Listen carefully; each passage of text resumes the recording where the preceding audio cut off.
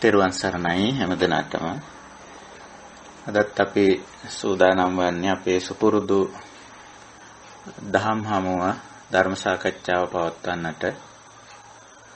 විවාහාර වර්ෂයෙන් අද 2021 වර්ෂයේ ජූලි මාසයේ 21 වෙනිදා ඇසළ මාසයේ ශ්‍රී ලංකා වේලාවෙන් උදෑසන අපි 5:30ට මුණ ගැහෙන්නේ මේ දහම් හමුව සඳහා. වෙනදා වගේම අන්තර්ජාලය ඔස්සේ ස්කයිප් මාධ්‍යයෙන් තමයි මේ දහම් හමුවට අපි එකතු වෙන්නේ. සුපුරුදු අපේ කල්යාණ මිත්‍ර පිරිස මේ වන විටත් ධම් සභාවට එකතු වී සිටිනවා. සියලු දෙනාම අපි තාම ගෞරවයෙන් කල්යාණ මිත්‍රත්වයෙන් පිළිගනිමු. අපි ධම් සභාව ආරම්භ කරමු. මේ උතුම් දහම අවබෝධ කරගෙන අප කෙරෙහි ලෝක සත්‍යය කෙරෙහි අප්‍රමාණ කරුණාවෙන් දේශනා කොට වදාළ තථාගත බුදු පියාණන් වහන්සේ බුද්ධ ගෞරවයෙන් සිහි කරගෙන නමස්කාර පාඨය තුන් වාරයක් කියලා සම්බුද්ධ වන්දනාවෙන් අපි දහම් හමුව ආරම්භ කරමු. නමෝ තස්ස භගවතෝ අරහතෝ සම්මා සම්බුද්දස්ස නමෝ තස්ස භගවතෝ අරහතෝ සම්මා සම්බුද්දස්ස නමෝ තස්ස භගවතෝ අරහතෝ සම්මා සම්බුද්දස්ස සාදු සාදු සාදු. තෙරුවන් සරණයි. අවසරයි පූජනීය ස්වාමීන් වහන්සේලා, මෙහෙණින් වහන්සේලා ඇතුළු කල්යාණ මිත්‍ර හැමදෙනාගෙන්ම අපි අදත් අපේ සුපුරුදු ධම් සභාවයි දහම් හමුවයි මේ පවත්වන්නේ. අපි හැමදෙනාම මේ ආර්ය ප්‍රතිපදාවට එකතු වෙලා සිටින ආර්ය ශ්‍රාවක පිරිස. ඉතින් අපිට අවශ්‍ය වෙනවා මේ ප්‍රතිපදාව නැත්නම් ධර්ම මාර්ගය වඩා පැහැදිලි කරගන්න, වඩා නිවැරදිව තේරුම් ගන්න. ඒ සඳහා අපිට පියවර 3ක් තිබෙනවා දහමට අනුව. මේ ධර්ම ප්‍රතිපදාව නිවෙන මඟ, නිවන් මඟ සුතමය වශයෙන්, ඒ කියන්නේ අපි කල්යාණ මිත්‍රයන් ආශ්‍රය කරගෙන මේ ධර්ම සාකච්ඡා කිරීමෙන්, බුද්ධ දේශනා සාකච්ඡා කිරීමෙන් ඒ විදිහට අපිට පුළුවන්කම තිබෙනවා මේ ධර්ම ප්‍රතිපදාව සුතමය වශයෙන් යම් ප්‍රමාණයක්, යම් තාක් දුරට අවබෝධ කරගන්න. එහිදී අපි හුඟක් වෙලාවට පාවිච්චි කරන්නේ භාෂාව. ඉතින් භාෂාව කියන දේ අපිට නැතුව බෑ. භාෂාව අවශ්‍යයි. අපි මේ මිනිස්සු කියන්නේ භාෂාව කතා කරන අය. ඒ වගේම භාෂාව ලියනවා කියනවා. නිවන් මාගෙත් වෙනමම අංගයක් තියෙනවා, සම්මා වාචා කියලා. එතකොට ඒකෙන් පැහැදිලිව භාෂාව නියෝජනය වෙනවා. අවබෝධ කර ගැනීමේ අංගවල නැත්නම් පටිසම්භිදා කියලා කියනවා. ඒ චතුපටිසම්භිදාවෙත් නිරුක්ති පටිසම්භිදාව කියලා කොටසක් තියෙනවා. ඒකත් නිරුක්ති කියන්නේ භාෂාවටමයි. ওই විදිහට අපිට භාෂාව ශ්‍රවණයෙන්, ලියලා තියෙන දෙයක් කියවීමෙන් මේ විදිහට අපිට භාෂාව යම්තාක් දුරකට උපකාරී වෙනවා ධර්මාවබෝධය සඳහා. එහෙත් භාෂාවෙන්ම ධර්මාවබෝධය කරගන්න හැකියාවක් නැහැ. නමුත් අපි ආරම්භ කරන්නේ එකෙන් තමයි. සෝතාවදානේ සුතමය ඥානං කියලා අවධානය යොමු කරලා අපේ ධර්මාවබෝධය කරගන්නවා. මේ භාෂාවෙන් යා හැකි දුර අපි යනවා මේ ධර්ම මාර්ගයේ. ඉතින් ඒක තමයි අපි මේ බණ අහන්නේ, ධර්ම සාකච්ඡා කරන්නේ, දහම් පොතපත. ඔය ඔක්කොම අයිති වෙන්නේ සුතමය ඥානයට. සුතමය ඥානය සෑහෙන දෙයක් අප තුළ සෑහෙන වෙනසක් සිද්ධ කරනවා. බුද්ධ දේශනාවක් කියවපුවම, බුද්ධ දේශනාවක් අහපුවම ඒකේ කරුණු හරියටම භාෂා මාධ්‍යයෙන් අපිට වැටහුණොත්, ඒ කියන්නේ අපේ භාෂාව කිව්වම ඇත්තටම සංකල්ප වචන වාක්‍ය රටා මේවා හරහා කිසියම් දල අදහසක් අපේ මනසට එනවා එකතු වෙනවා. ඉතින් ඒ විදිහට දල අදහසක් මනසට ගන්න පුළුවන්කම තිබෙනවා භාෂා මාධ්‍යයෙන්. ඉතින් ඒ කොටස අපිට ලැබෙනවා ඇත්ත වශයෙන්ම. සමහර විට ඒක ධර්මාවබෝධය කියන වචනමුත් සඳහන් කරලා තියෙන ඔය අපි වගේ නෙමෙයි බුදුරජාණන් වහන්සේ සමහර විට භාෂා මාධ්‍ය පාවිච්චි කරලා යමක් කිව්වම ශ්‍රවණය කරන කෙනාට සෑහෙන තරම් ඒක වැටහෙනවා. උන්වහන්සේ ඉදිරියේ සමහර අය කරපු ප්‍රකාශන අභික්කන්තං භෝගෝතම සේයතාපි භෝගෝතම නික්කුජ්ජිතං වා උක්කුජ්ජේය පටිච්චන්නං වා විවරේය මූලහස්සවා මග්ගං ආචික්කේය අන්ධකාරේ වා තේලපජ්ජෝතං ධාරේය. ඔය වගේ හරිම මේ ආනන්දනීය වචන ප්‍රකාශන කරලා තියෙනවා. හරිම අපූර්වයි. මට මේ කලින් මම අහලා නැති දෙයක් දැනගෙන නොහිටි දෙයක් මම දැනගත්තා කියලා. ඉතින් බුදුරජාණන් වහන්සේ භාෂාව භාවිතා කිරීමෙහිලා ඊටාම ප්‍රවීණතාවයක් තිබුණු කෙනෙක් හැටියට සැලකනවා. උන්වහන්සේ වදතම් පවරෝ මනුජේසු කියලා ඔය චත්තමානවක ගාථා වලත් සඳහනක් තියෙනවා. මනුජේසු මිනිස්යන් අතර වදතම් පවරෝ භාෂාව භාවිතා කරන්නන් අතරේ පවරෝ ප්‍රවරතම ජේෂ්ඨතම දක්ෂම තැනැත්තෙක් හැටියට. එහෙම සඳහනක් ඔය අපි චත්තමානවක ගාථා කියලා ගාථා තුනක් ප්‍රසිද්ධ ගාථා තුනක් තියෙනවා. ත්‍රිවිධ රත්නය පිළිබඳව ගුණ කියවෙන ඒක බුද්ධ දේශනාවක් හැටියටමයි වාර්තා වෙන්නේ. ඉතින් එතනත් කියවෙනවා වදතම් පවරෝ මනෝජේසු ශාක්‍ය මුනි භගවා කියලා. ඒක නිසා උන්වහන්සේ යමක් භාෂා මාධ්‍යයෙන් දේශනා කරපුවාම ශ්‍රාවකයාට ඒක ගාක් දුරට ගෝචර වෙන ස්වභාවයක් තියෙනවා. දසදහස් ගණන් ධර්මාවබෝධය ලැබුවා එක බුද්ධ දේශනාවකින් කියලා කියනවා. නමුත් පසුකාලීනව මේ කටයුත්තට යොමු වෙච්ච අපි තථාගත ශ්‍රාවකයන් ඒ තරම්ම දක්ෂ නොවෙන්න පුළුවන්. නමුත් අපි පුළුවන් තරම් උත්සාහ කරනවා. අපි වුණත් එහෙමයි, මම වුණත් එහෙමයි. පුළුවන් තරම් මේ ශ්‍රාවකයන්ට භාෂා මාධ්‍යයෙන් ඉදිරිපත් කරන දේ අපි වචනයෙන් ඒ වගේම ලියලා ලිඛිතව ඉදිරිපත් කරනවා. ඒ ඉදිරිපත් කරද්දී පුළුවන් තරම් අර ශ්‍රාවකයාගේ පාඨකයාගේ සංකල්ප වලට අදහස් වලට සමීප වෙලා මේ කාරණේ වටහලා දෙන්න උත්සාහ කරනවා. ඉතින් ඔය ප්‍රයත්නය ඔක්කොම අයිති වෙන්නේ සුතමය ඥානයට. නමුත් ධර්මාවබෝධයේ තව ඊටාම වැදගත් පියවර දෙකක් තිබෙනවා. චින්තාමය සහ භාවනාමය කියලා කොටස් දෙකක්. මේ දෙකේ නොගිය කෙනෙකුට ධර්මාවබෝධය වෙන්නේ නැහැ. වර්තමානයේ සමහර වෙලාවට සමහර අය මේ සුතමය ඥානයේ විශේෂයෙන් භාෂාවේ හරි ප්‍රවීණත්වයක් දක්වන අය ඉන්නවා. විවිධ භාෂාවල භාෂා ගණනාවක් තියෙනවා ලෝකේ මිනිස්සු පාවිච්චි කරන. ඉතින් මේ භාෂාවල ප්‍රවීණතාවය තියෙන අය ඉන්නවා. බොහොම දක්ෂ විදිහට ලියන්න පුළුවන්, කියන්න පුළුවන් භාෂා ඥානය තියෙන අය. සමහර අය මේ භාෂා ඥානයට එක්තරා ප්‍රමාණයකට රැවටෙනවා. භාෂාව කියන්නේ සංස්කාරයක්. සකස් කරගත්ත දෙයක්. ඉතින් මේ භාෂාවට රැවටිලා තමන් මේ භාෂා ප්‍රවීණතාවය තුලින් තමන් සත්‍ය අවබෝධය ලැබුවා කියන ඒ මෝහණයට සමහර වෙලාවට වැටෙනවා. මොකද බොහොම දක්ෂ විදිහට බස හසුරවන්න පුළුවන් කම තියෙන ඇත්තෝ ඉන්න භාෂා ප්‍රවීණතාවයේ තියෙන. නමුත් භාෂාවෙන් ගන්න කොටස චින්තාමය භාවනාමය වශයෙන් ඉදිරි පියවර දෙකක් තිබෙනවා. ඒක නිසා අපි උත්සාහවන්ත වෙන්න ඕන හිතන්න. අපේ මනස මෙහෙවන්න.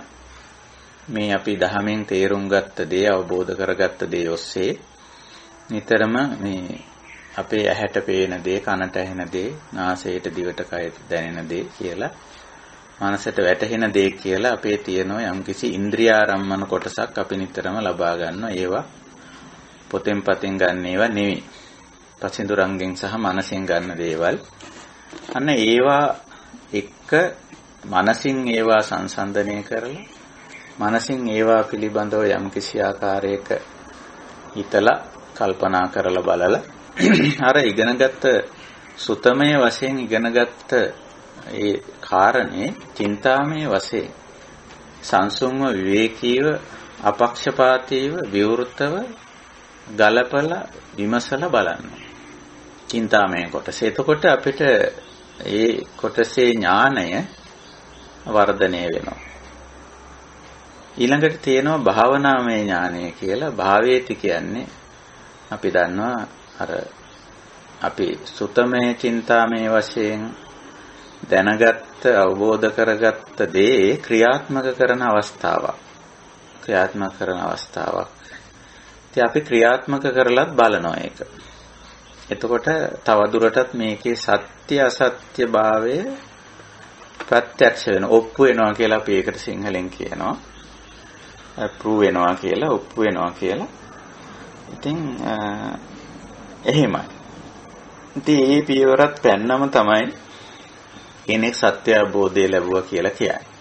ඊට මෙහා පියවර දෙකේදී අපි සමහර වෙලාවට රැවටෙන අවස්ථා තියෙන එකක් තමයි භාෂාව හරිම ආකර්ශනීය දෙයක්. භාෂා හැසිරවීම කියන එක. ඉතින් භාෂාව හසුරවනකොට හුඟ දෙනෙක් අහගෙන ඉන්න, සමහර විට විශාල පිරිස් අහගෙන ඉන්න අවස්ථා තියෙනවා. ඉතින් ඒ පිරිසගේ භාෂාවයි දේශකයාගේ භාෂාවයි එකක්. එතකොට අර පිරිසට යම් යම් දේවල් වැටහෙනවා සමාන ආකාරයෙන්. ඒතර ලොකු ආනන්දනීය ලක්ෂණයක් එතන ඇති වෙනවා. එතකොට මේ ආනන්දනීය ලක්ෂණයට බොහෝ වෙලාවට දේශකයා ගොදුරු වෙනවා. ඒ කියන්නේ ලියන කෙනා හෝ කියන කෙනා. එයා හිතනවා මම මේ කාරණේ ਸਰව සම්පූර්ණ වශයෙන් භාෂා මාධ්‍යයෙන් මම මේක පැහැදිලි කරලා දුන්නා. අනිත් අයට මේක සම්පූර්ණ අවබෝධ කරලා දුන්නා කියලා. සමහර විට ශ්‍රාවකයොත් රැවටෙනවා අපි මේ කාරණේ හරියට තේරුම් ගත්තා කියලා. හැබැයි තව පියවර දෙකක් එහෙමම ඉතිරි වෙලා තියෙනවා. චින්තාමය සහ භාවනාමය කොටස් දෙක. ඉතින් මේ දෙකට නොයා සමහර වෙලාවට මෙපමණකින් දේශක ශ්‍රාවක දෙපාර්ශ්වයම නතර වෙනවා. එහෙම නැත්නම් චින්තාමය පැත්තට ගියාම සමහර වෙලාවට මානසිකාරයේ අයෝනිසෝ පැත්තට යනවා. මෙනෙහි කිරීම දැන් චින්තාමය ඥානයේදී බුදුරජාණන් වහන්සේ අපිට උගන්වලා තියෙන්නේ මේ මානසිකාර ක්‍රමය.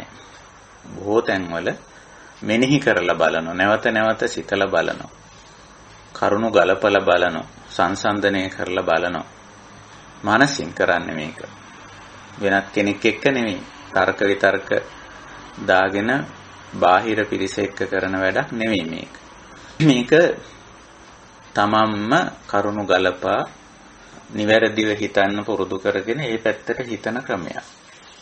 ඒකට අපි කියනවා යෝනිසෝ මනසිකාර කියලා. ඒතර සමහර අයගේ මේ මනසිකාරය අයෝනිසෝ පැත්තට හැරෙනවා. යෝනිසෝ මනසිකාර ක්‍රමය අපි හුරු වෙන්න ඕන. යෝනිසෝ මනසිකාරය කියන්නේ මොකක්ද කියලා දහමට අනුව තේරුම් අරගෙන ඒ යෝනිසෝ මනසිකාර ක්‍රමයක් අපි හුරු වෙන්න ඕන. කොයි දෙයක් එහෙමයි. ඉතින් එහෙම නැතුව මනසිකාර කරන්න ගියාම සමහර ඇත්තෝ මේ අයෝනිසෝ පැත්තට මනසිකාර කරලා එයින් ලබාගත් යම් යම් අදහස් වැටහීම් තේරුම් ගැනීම මොකද කරන්නේ ආපහු භාෂා මාධ්‍යයෙන් ඉදිරිපත් කරන. ඒක අපිට දකින්න පුළුවන්කම තියෙනවා ඇතැම් දේශකයන්ගේ. ඒ අය කියනවා මම මෙහිම සංසුන්ව ඉන්නකොට කිසියම් චිත්ත සමාධියකින් ඉන්නකොට මෙන්න මෙහෙම දෙයක් දැක්කයි මෙහෙම දෙයක් වැටහුණයි කියලා. ඉතින් අපිට සමහර වෙලාවට ඒවා යහපත් විදියට සත්‍ය විදිහට යෝනිසෝ මනසිකාර කරපුවාම ඒකේ හරි දේ එනවා. නමුත් අයෝනිසෝ මනසිකාර කරායින් පස්සේ ඒ තැනත්තා ඉදිරිපත් කරන දේ හරි දේ නෙවෙයි එන්නේ. ඒ වගේ ගැටලු තියෙනවා. වර්තමාන දේශකයන්ගේ අපි දකින එවැනි ගැටලු. ඒ චින්තාමය ඥානෙ අවුල් කරගෙන තියෙනවා. චින්තාමය පැත්තට ගිහිල්ලා තියෙනවා. නමුත් මානසිකාරය අයෝනිසෝ. එතකොට වෙන්නේ බුදුරජාණන් වහන්සේ ඒකේ ආදීනමය කියලාම තියෙනවා. අනුප්පන්නානං අකුසලානං ධම්මානං උප්පජ්ජති. උප්පන්නානං අකුසලානං ධම්මානං පවඩ්ඩති. අයෝනිසෝ මනසිකාරයේ ස්වභාවය. ඊළඟට උප්පන්නානං කුසලානං ධම්මානං පහියති. අනුප්පන්නානං කුසලානං ධම්මානං න උප්පජ්ජති. ඔක තමයි ස්වභාවය. ඉතින් ඔය නිසා අපි දෙවනි පියවර චින්තාමය ඥානයේදී මානසිකාරය යෝනිසෝ පැත්තේ තියාගන්න ඕන. ඉතින් ඒ විදිහට ගියාම අපිට චින්තාමය කොටසෙදිත් හරියට මේක පැහැදිලි වෙනවා, අවබෝධ වෙනවා. ඉදං කුසලං ඉදං අකුසලං ආදී වශයෙන්. ඊට පස්සේ ඉදං කුසලං ඔන්න ඊළඟට තියෙන්නේ භාවනාමය පියවර. භාවනාමය පියවරේදී මොකද්ද? දැන් ඉදං කුසලං කියන එක වැටහිලානේ තියෙන්නේ, කවුරුවත් කියන නිසා නෙවෙයි. තමන්ටම වැටහිලා තියෙන්නේ, කරුණු සහිතව හේතු සහිතව වැටහිලා තියෙන්නේ. ඉදං කුසලං. ඊට පස්සේ ඉදං අකුසලං කියන එකත් තේරිලා තියෙන්නේ. දැන් භාවනාමය පියවරට යනවා. භාවනා පියවරේදී අනිවාර්යයෙන්ම ඉදං කුසලං කියපු එක වඩනවා, ඉදං අකුසලං කියපු එක ගෙවා දානවා. භාවනාමය පියවරේදී ප්‍රායෝගිකව වචනයෙන්, ක්‍රියාවෙන්, සිතවිල්ලෙන් තුනෙන්ම අකුසලං කියපු දේ ගෙවා දමනවා. මොකද කෘත්‍ය ඥානෙ තියෙනවා දැන්. අර චින්තාමය මට්ටමේදී, සුතමේ මට්ටමේදී හරියටම තමන් ප්‍රත්‍යක්ෂ කරගෙන තියෙනවා. තමන්ගේ ජීවිතයට සාපේක්ෂව තමයි මේක අවබෝධ වෙන්නේ. තමන්ගේ ජීවිතේ දිහා බලනවා. අර චින්තාමය ඥානයේදී කරන්නේ හුඟක්ම වෙලාවට පොතපත, දේශනා, තර්ක විතර්ක ආදී ඔක්කොම පැත්තකින් තියලා අර සුතමේ ඥාණයෙන් ලබාගත් කිසියම් ඒ සුතමේ ඥානයේ ඔස්සේ තමන්ගේ ජීවිතේට එබිලා බලන, යොමු වෙලා බලනවා. එහෙම බලපුවාම තමන්ටම තේරෙනවා තමන්ගේ ජීවිතේ කුසලයේ අකුසලයේ දෙක. ඉතින් තේරුණායින් පස්සේ අන්න භාවනාමය පියවරට ඊටාම පැහැදිලිව යනවා. ඉදං කුසලං මගේ ජීවිතේ මෙන්න මේ ටික කුසලය දැනට තියෙන උපන් කුසලය කියලා කොටසක් තමා දකින්න. ඉතින් ඒක වඩාගෙන වර්ධනය කරගෙන දියුණු කරගෙන යනවා. ඒක භාවනා පැත්තේ කෙරෙන දේ. ඊළඟට ඉදං අකුසලං කියලා තමන්ගේ ජීවිතය තුළ මෙන්න මේක තමයි අඩුපාඩුව, මේක තමයි දෝෂය, මේක තමයි වරද, මේක තමයි හරිගස්ස ගත යුතු දේ කියලා තමන්ට වැටහෙනවා. එතකොට ඒක අපි සකස් කරගෙන යනවා. එතකොට ඕක තමයි භාවනාවේදී කෙරෙන්නේ. එතකොට අන්න එතෙන්ට එනකොට අපි භාවනාමය ඥානය වැඩිලා ඒ අවබෝධයටපත් වෙලා ප්‍රත්‍යක්ෂ වෙලා අපි විමුක්තිය ලබන තැනට එන්නේ ඔතින්දි තමයි. ඉතින් හරි පරිස්සම් වෙන්න ඕන අපි. ඔය පියවර තුනේදිම වරදින්න පුළුවන්. වර්තමානයේ හුඟක් අයට වරදිලා තියෙන්නේ මේ සුතමය පියවරේදී. භාෂා භාවිතය හරහා කරන මේ සාකච්ඡා සම්මන්ත්‍රණ දේශනා වලින් හැමෝම අපි ධර්මාවබෝධය ලැබුවා කියලා දේශකයාත් හිතා ගන්නවා මම ධර්මාවබෝධය තියෙන කෙනෙක්. මම මේක හරියටම කිව්වා අනිත් අයට කියලා. ශ්‍රාවකයොත් හිතනවා අපි මේක අහවල් දේශකයා මේක අපිට කියලා දුන්නා මේක හරියටම හරි කියලා. එතනින් නතර. චින්තාමය භාවනාමය පියවරට ගිහිල්ලා නැහැ.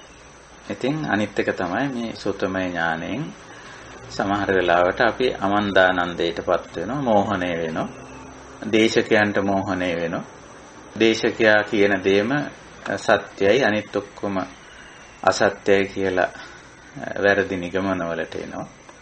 ඔය වගේ හරියට පටලවිලි හදාගන්න. ඉතින් මොකද වෙන්නේ? එතනින්ම අපේ මේ ඥාන මාර්ගය නතර වෙනවා. ඉතින් ඔය ගැටලුව තියෙනවා මම මේ අපේ කල්යාණ මිත්‍රයන්ට මතක් කරන්නේ.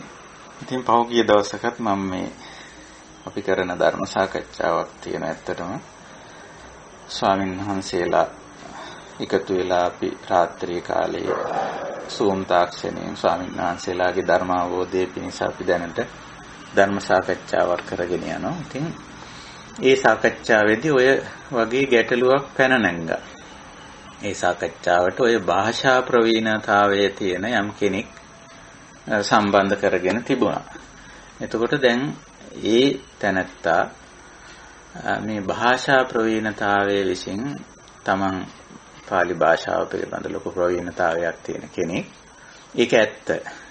ඒක අපි කවුරුත් පිළිගන්නවා. නමුත් අර ගැටලුව ඒ තැනත්තා හදාගෙන තියෙන දැනටම තමන් මේ සුතමේ ඥාන මට්ටමේදී සියල්ල දන්නවා කියන අවබෝධය තුල ඒ ඇදහිීම තුල සියල්ල දන්නවා කියන තමන් ඒ ඇදහිීමට ගිහිල්ලා ඉතින් වචන අල්ලගෙන අනිත් අය දන්නේ නැහැ මම තමයි දන්නේ කියන ඒ එක්තරා මානී ස්වභාවයකට ඇවිල්ලා ඉතින් ලොකු වාද විවාද ආදියට පැටලෙනවා. ඉතින් ආපහු මොකද වෙන්නේ? ඒ පුද්ගලයාත් ශ්‍රාවක පිරිසත් ආපහු අවුල් කරනවා නැවත වටේ.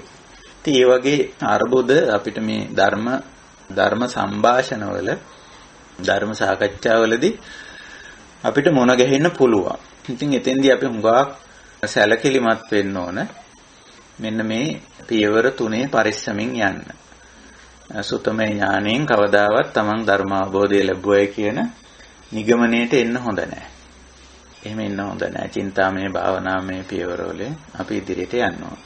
කොහොම නමුත් අපි මේ කරන ධර්ම සාකච්ඡාව මේ අන්තර්ජාලය ඔස්සේ මුණ ගැහිලා නිවෙන මග කියන මේ Skype හමුවට Skype දිනුමට සම්බන්ධ වෙලා මේ අපි කරන මේ ධම් සාකච්ඡාව හැම විටම මතක තියාගත යුතුයි මේක සුතමේ මට්ටම පමණයි කියලා. එතකොට මේවයි මේ අපි කතා බහ කරන දේ අපි ඇත්තටම බුද්ධ දේශනා තමයි මේ ධර්ම සාකච්ඡාවට අපි ගන්නෙ. ඒ බුද්ධ දේශනා මගේ උපරිම ශක්තියෙන් මම ඒක පැහැදිලි කරනවා. ඉතින් ඔයත්න්ටත් අවකාශයේ තියෙනවා මේ බුද්ධ දේශනා කියවලා බලන්න.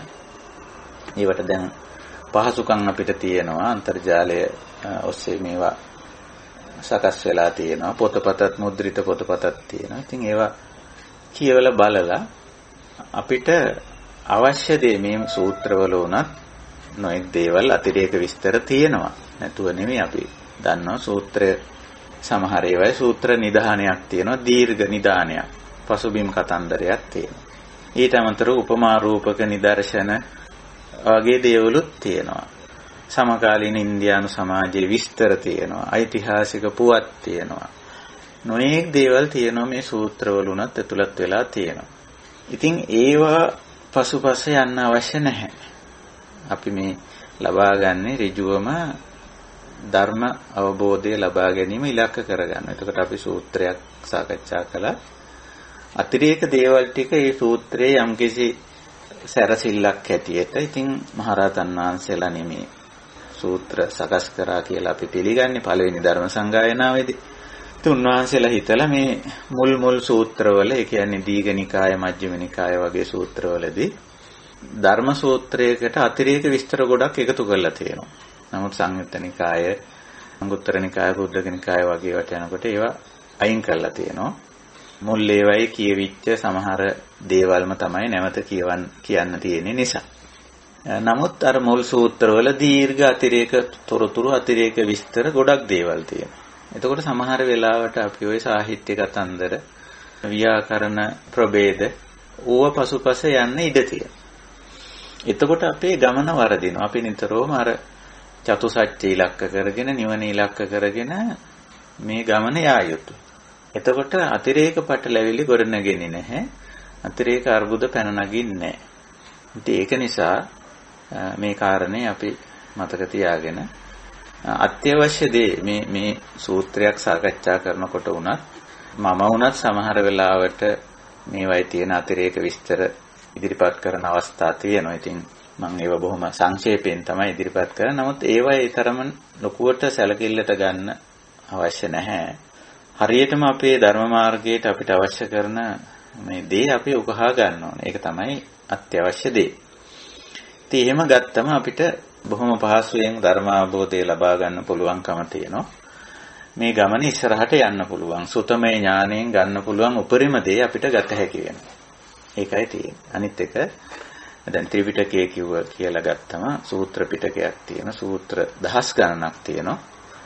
විනය පිටකයක් තියෙනවා. ඉතින් ඒතනත් විනය කරුණු රාශියක් තියෙනවා. ඉතින් ඒව පිළිබඳ අර්ථ විවරණ තියෙනවා. ඊළඟට පස්සේ කාලේ අභිධර්ම පිටකය කියලා ප්‍රකරණ ග්‍රන්ථ 7ක් තවත් එකතු කරගෙන තියෙනවා මේවට.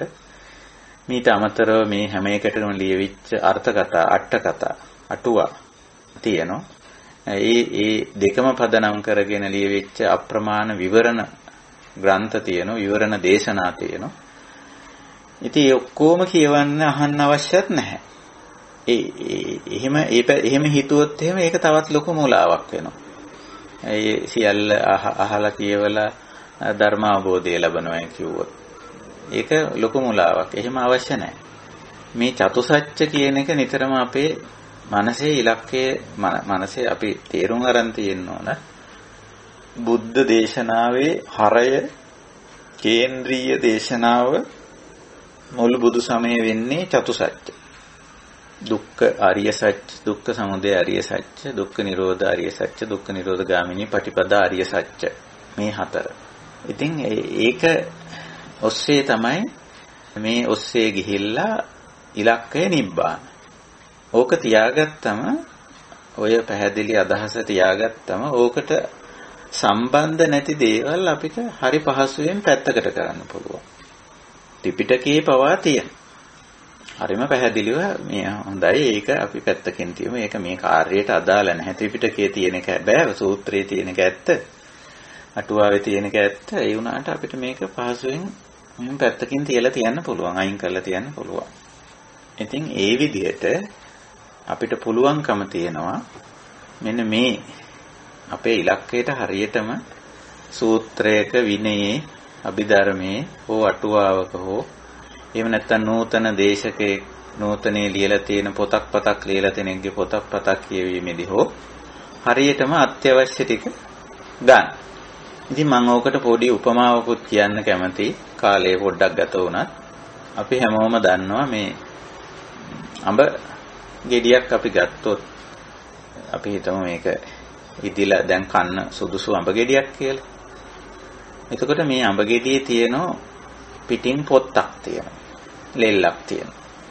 එතකොට මේ පොත්ත ලෙල්ල අපි අයින් කරනවා අඹ කනකොට. ඒක කන්නේ නැහැනේ සාමාන්‍යයෙන්.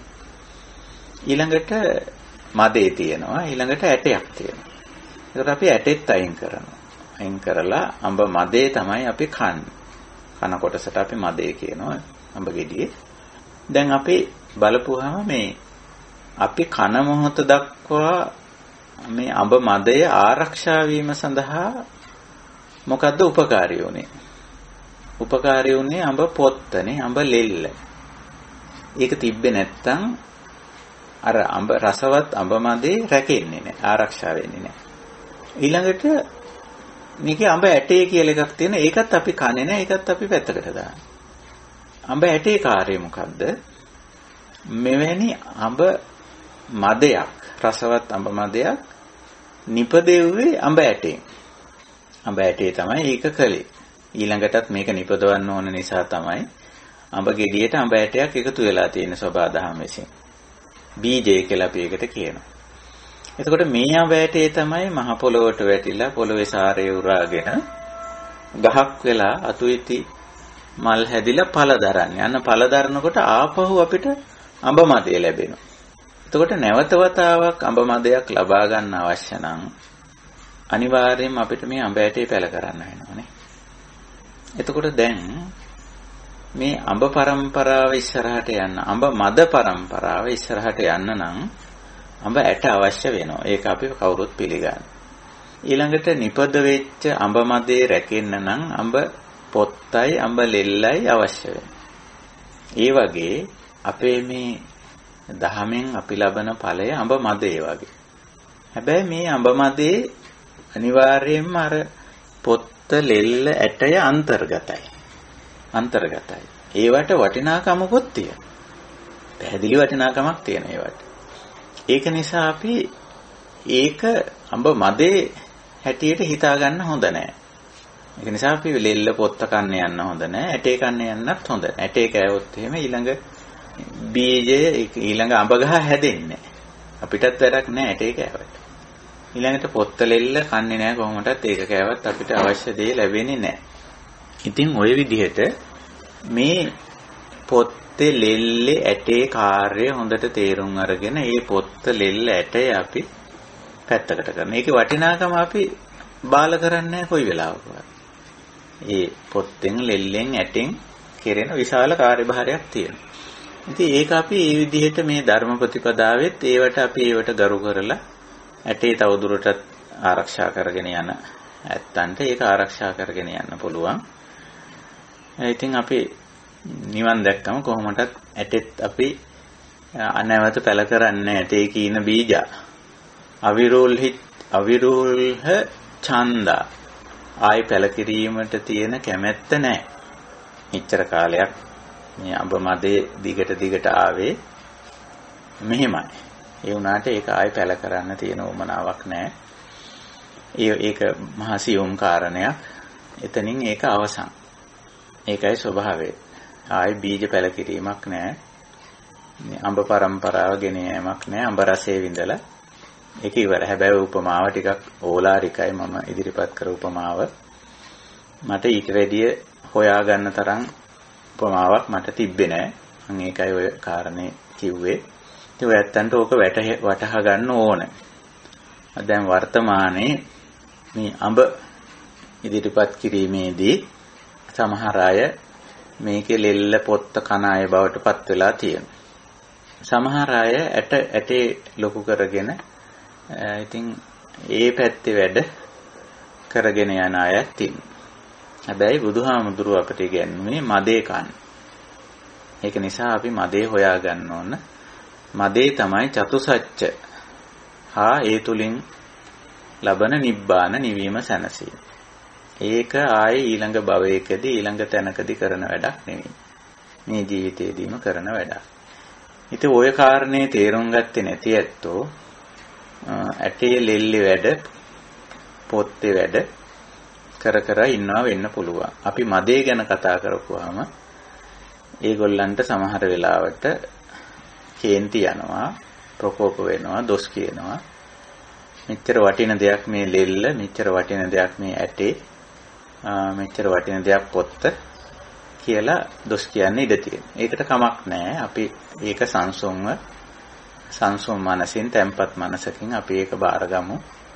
බාරගෙන අපි මේ මදය පිළිබඳ වැඩපිළිවෙලේ අපි ඉස්සරහට යා යුතුයි. චතුසත්‍ය අවබෝධය සඳහා අපි කටයුතු කළ යුතුයි. ඉතින් ඒ කාරණේ අපි විශේෂයෙන් මතක තියාගෙන කටයුතු කරමු. මේ ධම් සභාවත් අපි උත්සාහ කරන්නේ අර මදය පැත්තට, හරය පැත්තට අපේ සුතමේ ඥානය ගොඩනගා ගන්න. ඒක නිසා අපේ කල්යාණ මිත්‍රයෝ මේ කාරණේ අවබෝධ කර ගැනීම වැදගත්. හොඳයි. අපි එහෙමනම් අපි සූත්‍ර සාකච්ඡාවට යමු වෙනවා. අපි පහුගිය ධර්ම සාකච්ඡාවේදී අපි යම් සූත්‍රයක් සාකච්ඡා කළා, නිමා කෙරුවා. සත්තට්ඨාන සූත්‍රය ඔබට මතකයි. ඉතින් ඊට පස්සේ අපිට තවත් සූත්‍ර පිළිබඳ යෝජනා ඇවිල්ලා තිබුණා. ඒ අනුව අදත් අපි සූත්‍රයක් තෝරගත්තා. මේ කජ්ජනීය සූත්‍රය. කජ්ජනීය සූත්‍රය ඇතුළත් වෙන්නේ සංයුත්ත නිකාය. දීඝ මජ්ක්‍ධිම, සංයුත්ත, අංගුත්තර, කුද්දක කියලා නිකාය පහක් තියෙනවා. එයින් තුන්වෙනි නිකාය සංයුත්ත නිකාය. සංයුත්ත නිකායේ තවත් ඉතින් සගතා වග්ග, නිදාන වග්ග, කන්ද වග්ග ආදී වශයෙන් බෙදලා තියෙනවා. එහි කන්ද වර්ගයේ කන්ද සංයුත්තේ මජ්ක්‍ධිම පඤ්ඤාසකේ කජ්ජනීය වර්ගය තුල සූත්‍රයක්, කජ්ජනීය සූත්‍රය. මේ සූත්‍රයත් ඉතින් අපි අර මේ සාකච්ඡාවේදී හුඟක්ම අර මේ චතුසත්‍ය ඉලක්ක කරගෙන නිවන සාක්ෂාත් කරගෙන ඊට අදාළ සූත්‍ර අපි වැඩිපුර තෝරගන්නවා. ඒක නිසා අපි මේ සූත්‍රය මේ අපේ කල්යාණ මිත්‍රයෝමයි යෝජනා කරලා ඉවලා තිබුණේ. තියනවා මම කජ්ජනීය සූත්‍රය තෝරාගත්තා. අද ධර්ම සාකච්ඡාවට අද අපි පුළුවන් වුණොත් සම්පූර්ණ සූත්‍රය සාකච්ඡා කරන්න පුළුවන් වුණොත් එහෙම කරමු. එහෙම නොහැකි වුණොත් අපි අර කලින් වගේ ඉදිරි අවස්ථාවකදී ඉදිරි කොටස් සාකච්ඡා කරන්න අපි උත්සාහ කරමු. හොඳයි එහෙමනම් ඔන්න දැන් මූලාශ්‍රය අපි කිව්වා ඇතුළත් වෙන්නේ සංයුත්ත නිකායට කියලා. සංයුත්ත නිකායේ කන්ද වර්ගයේ කන්ද සංයුත්තේ ඇතුළත් සූත්‍රයක් කජ්ජනීය සූත්‍රය. දැන් මේ සංයුත්ත නිකායේ සූත්‍රවල නිදානය අයින් කරලා වගේ තියෙන්නේ. ඒ හැම එකේම සාවත්‍යං කියලා උඩින් මුලදිම වචනයක් තියෙනවා. එතකොට අපි සාවත්‍යං කියලා වචනේ තියෙනකොට අපි තේරුම් ගන්නවා මේ දේශනාව අර කලින් සූත්‍රවල සාවත්‍යං කියන නිදානේ තියලා තියෙනවා. ඒවම් මේ සුතං ඒකං සමයං භගවා සාවත්‍යං විහෙරති 제තවනේ අනාථපිණ්ඩිකස්සාරාමේ සත්‍රකෝ භගවා බික්ඛු ආමන්තේසි බික්ඛවෝති බදන්තේති තේ බික්ඛු භගවතෝ පච්චස්සෝසුම් භගවා ඒතදෝච කියන ටික තමයි ඔය සාවත්‍යං කියන තනි වචනෙන් හකුලවල තියෙන්නේ. ඒත් අපි දැන් මේ නිදානේ හුඟක් අවස්ථාවල හමු වෙලා තියෙන නිසා සූත්‍ර පිටකයේ ඉතින් අග හරියට යනකොට සංක්ෂිප්ත නිකාය නැත්නම් සංයුත්ත නිකායට යනකොට අර කාරණේ සංක්ෂිප්ත කරලා හකුලවල තියලා තියෙනවා. එතකොට අපි දන්නවා දැන් මේ කජ්ජනීය දේශනාව බුදුරජාණන් වහන්සේ සවැත් නුවර දේවරම් විහෙර වැඩ වාසය කරන අවස්ථාවක ශ්‍රාවකයන් අමතලා කරන ලද දේශනාවක් කියලා. එතකොට ඒ ටික හරි. දැන් ඔන්න දේශනාව කෙලින්ම ආරම්භ වෙනවා පටන් ගන්නවා. යේහි කේචි භික්ඛවේ සමනාවා බ්‍රාහ්මනාවා අනේක විහිතං පුබ්බේ නිවාසං අනුස්සරමානා අනුස්සරಂತಿ සබ්බේතේ පංච උපාදානස්කන්ධේ අනුස්සරಂತಿ ඒතේ සංවා අඤ්‍යතරං. එතකොට කිසියම් සංක්ෂිප්ත හකුලවල කරන දේශනාවක් යේහි කේචි සමනාවා බ්‍රාහ්මනාවා කිසියම් කවර යේහි කේචි සමනාවා බ්‍රාහ්මනාවා මේ සමන සහ බ්‍රාහ්මණ කියන වචන දෙක පාවිච්චි වෙනවා විවිධ තැන්වල විවිධ ආකාරයෙන්.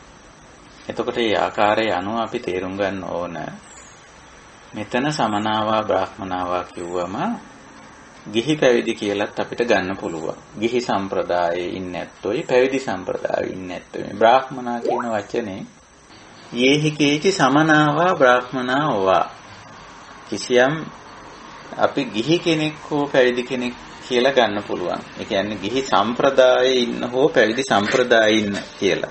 දැන් සමනා කියන්නේ හුඟක්ම පැවිදි සම්ප්‍රදායේ ඉන්නේ නැත්තු මේ බෞද්ධත්ව විතරක් නෙවෙයි. ශ්‍රමණ කිව්වම මූලික වශයෙන් අදහස් කරන්නේ ඒක. ඊළඟට බ්‍රාහ්මනා කිව්වම හුඟක් වෙලාවට ගිහි සම්ප්‍රදායක් අදහස් කරනවා මුලදී. පස්සේ ওই වචන දෙක වෙනත් විදිහට අර්ථකථනයක් වෙලා තියෙනවා. සමනා කිව්වම සමචර්යා සමනෝ කියලා බුදුරජාණන් වහන්සේම අර්ථකථනය කරලා තියෙනවා. විසමචර්යා වලින් බැහැර වුණු සමචර්යා ඇත්තා සමන කියලා. එතකොට මේක ගිහිද පැවිදිද කියන අදාළත්වයක් නැහැ සමන කිව්වම. දැන් අපි හිතාගෙන ඉන්නේ මුල් අර්ථකථනයට අනුව සමන කියන්නේ පැවිදි ඇත්තෝ කියලානේ. නමුත් බුදුරජාණන් වහන්සේගේ පස්සේ කාලේ අර්ථකථනයට අනුව සමන කියන එකේදී ගිහි පැවිදි භාවයක් නැහැ. සමචර්යා සමනෝ. සමචර්යා සමනෝ. එතකොට එතන ගිහි පැවිදි ભેදයක් නැහැ. ඊළඟට බ්‍රාහ්මණ කියන වචනේ මුලදී තියෙන්නේ ගිහි සම්ප්‍රදායක්. ගිහි ආගමික භාවයක් සහිතව ගිහි සම්ප්‍රදායක් නියෝජනය වුණේ. පස්සේ කාලේ බ්‍රාහ්මනා කියන එකටත් බුදුරජාණන් වහන්සේ බාහිත පාපෝති බ්‍රාහ්මනෝ කියලා අර්ථකථනයක් දීලා තියෙනවා. පව් බැහැර කර බැවින් බ්‍රාහ්මණ කියලා. එතකොට එතනත් ගිහි පැවිදි කතාවක් නැහැ. පව් බැහැර කළ ඕනම කෙනෙක් බ්‍රාහ්මණ කියන වචනෙන් අර්ථකථනය වෙනවා. එතකොට මේ ඒතෙන්දී හුඟක් වෙලාවට සමනා බ්‍රාහ්මනා කියන වචන දෙකෙන් හුඟක්ම අදහස් කරලා තියෙන්නේ රහතන් වහන්සේලා පිළිබඳ ওই දෙවෙනි අර්ථකථනයේදී. එතකොට දැන් රහතන් වහන්සේ රහත්භාවයටපත් උනයින් පස්සේ මේ කියන ධර්ම මාර්ගයේ මේ කියන ප්‍රතිපදාව අනුගමනය කරන්න අවශ්‍යතාවයක් නැහැ. මොකද ඒක අනුගමනය කරලා එතෙන්ටපත් වෙලා තියෙන්නේ. ඒක නිසා මෙතෙන්දී අපිට ගන්න වෙන්නේ සමන බ්‍රාහ්මණ කිව්වම අර වචන ඔස්සේ ගිහිල්ලා වචන හරඹ කරන්න නැතුව මෙතෙන්දි ගන්න වෙන්නේ අපිට අර තාම මේ ප්‍රතිපදාවෙන් ප්‍රතිඵල නොලබපු අය හැටියට ගිහි හෝ පැවිදි අය හැටියට සලකගෙන. එතකොට යේහිකේචි සමනාවා බ්‍රාහ්මනාවා මේ නිවනට නොපත් කවර ශ්‍රමණේ ගිහි කෙනෙක් හෝ පැවිදි කෙනෙක් හෝ වේවා අනේක විහිතම් පුබ්බේ නිවාසං අනුස්සරමානා අනුස්සරන්ති. අනේක විහිතං කියලා කියන්නේ නොඑක ආකාරයේ විවිධ ආකාරයෙන් කියන අදහස ගන්න පුළුවන්. නොඑක ආකාරයෙන් පුබ්බේ නිවාසං. පුබ්බේ නිවාස කිව්වම නිවාස කියන වචනේ වර්තමානයේ ගෙවල් දොරවල් වලට නිවාස කියන වචනේ යෙදෙන සිංහලෙන් ඒ අදහස නෙවෙයි. නිවාසති කිව්වම ඒකෙන් අදහස් කරන්නේ කිසියම් ජීවන රටාවක්, දිවි පැවැත්මක්, ජීවත් වීමක් කියන එකයි ජීවිතයක් කියලා අපි ගන්න. එතකොට පුබ්බේ නිවාසං කියන්නේ මේ වර්තමාන එක නෙවෙයි, මීට පෙර. එතකොට අතීතයට සම්බන්ධතාවයක් මේකේ පෙන්නනවා. මීට පෙර මම කොයි විදිහට ජීවත් වුණාද කියන අදහස අනුස්සරන්ති අනුස්සරමානා. ඔක කවුරුත් මතක් කරනනේ. දැන් අපි උනත් බලන්න සමහර වෙලාවල් වලට අපි ඉතින් කියනවා ඉස්සර මම මෙහෙමයි මේ විදිහට කටයුතු කළා. මේ මම ඉස්සර හිටිය හවල් ප්‍රදේශේ. ඉතින් ඒ ප්‍රදේශේ මෙහෙමයි මේ ප්‍රදේශේ මේ වගේ අය ඉස්සර හිටියා. මම ඉතින් ඒ වගේ අය ආශ්‍රය නිශ්‍රය කරා කියලා අර පුබ්බේ නිවාසය අතීත ජීවන රටාව දැන් ඒක ඉක්මලා ගිහිල්ලා වර්තමානයේ තියෙන වෙන එකක්. අතීත ජීවන රටාව අපි අනුස්සරන්ති. ඉතින් ඒක හැම වෙලාවෙම සිහි කරනවා, මතක් කරනවා. ඉතින් ඕක සාමාන්‍ය දෙයක්. පුබ්බේ නිවාසං අනුස්සරමානා. මිනිස්සු ඉතින් කරනවා. සමහර තැන්වල ඔය සතුන්ට පවා පුබ්බේ නිවාසානුස්සතිය වෙනවලු. දැන් උදාහරණයක් හැටියට අපි සතෙක් අල්ලගෙන ඇවිල්ලා අපේ තියෙන මේ දුරාචාරී කමක් නිසා අපි ඒ සතාව කූඩු කරගන්න. මිනිස්සු එහෙම කරගන්නවනේ. එක්ක බැඳ ගන්නවා. දන්වලක් දාලා බැඳ ගන්නවා. කූඩුවකට දමා ගන්නවා. විලංගුවක් දාලා අපේ වැඩ කරගන්නවා. කරත් ඒක බැඳ ගන්නවා ඒ සතා. ඉතින් ඒක හරිය පාපකාරී වැඩ. ඉතින් ඔය සතා ඊට කලින් හිටියේ හරි නිදහසේ. මොකද තිරිසන් සතුන්ට හරි නිදහස් පරිසරයක ඒගොල්ලෝ ඉන්නේ. තමන්ගේ රැළේ සතුන් එක්ක. එහෙම නැත්නම් තමන්ගේ ජෝඩුවේ අනිත් සතා එක්ක. උන් හරි නිදහස්ව ඉන්නවා මේ පරිසරයේ. මිනිස්යන්ගේ තියෙන මේ ම්ලේච්ඡකම නිසා ඒ සතා අල්ලගෙන ඇවිල්ලා කූඩුවකට දමා ගන්නවා. දන්වැලකින් බැඳ ගන්නවා, විලංගුවක් දා ගන්නවා, කරත් එක බැඳ ගන්නවා. එහෙම නැත්නම් සත්තුවත්තකට දාලා කොටු කරලා ඕක දිහා බල ඉන්නවා. ඕක ප්‍රදර්ශනය කරලා අලි හම්බ කරගන්න. ඒ වගේ ම්ලේච්ඡ වැඩ තියෙනවා මිනිස්යන්ගේ. ඉතින් මිනිස්සු සතුන්ට ඒ වගේ හිරිහැර කරනවා. දැන් මේ සතා දැන් විලංගුවට වැටිලා ඉතින් ඉන්නේ නැත්තම් කූඩුවට වැටිලා. ඉතින් ඒ සතාට කල්පනා වෙනවලු මම මගේ රැළේ අනිත් සතුන් එක්ක කොච්චර නිදහසේ හිටියද මේ ඇවිද කැලේ කොලේ කාලා බීලා නිදහසේ හිටිය නේද කියලා මේ විලංගුවේ ඉන්න සතාට මතක් වෙනවා කියලා. බුද්ධ දේශනාවකම ඕක තියෙනවා. ඉතින් බුද්ධ දේශනාව අහපු දවසේ මට මහා විශාල සංවේගයක් ඇති වුණා. බුදුරජාණන් වහන්සේ මේ දේශනා කරන බුද්ධ ඥානයෙන් දැකලානේ මේ කාරණේ කියන්නේ. මේ සතුන්ටත් මේ පුබ්බේ නිවාසයේ අනුස්මරණය වෙනවා.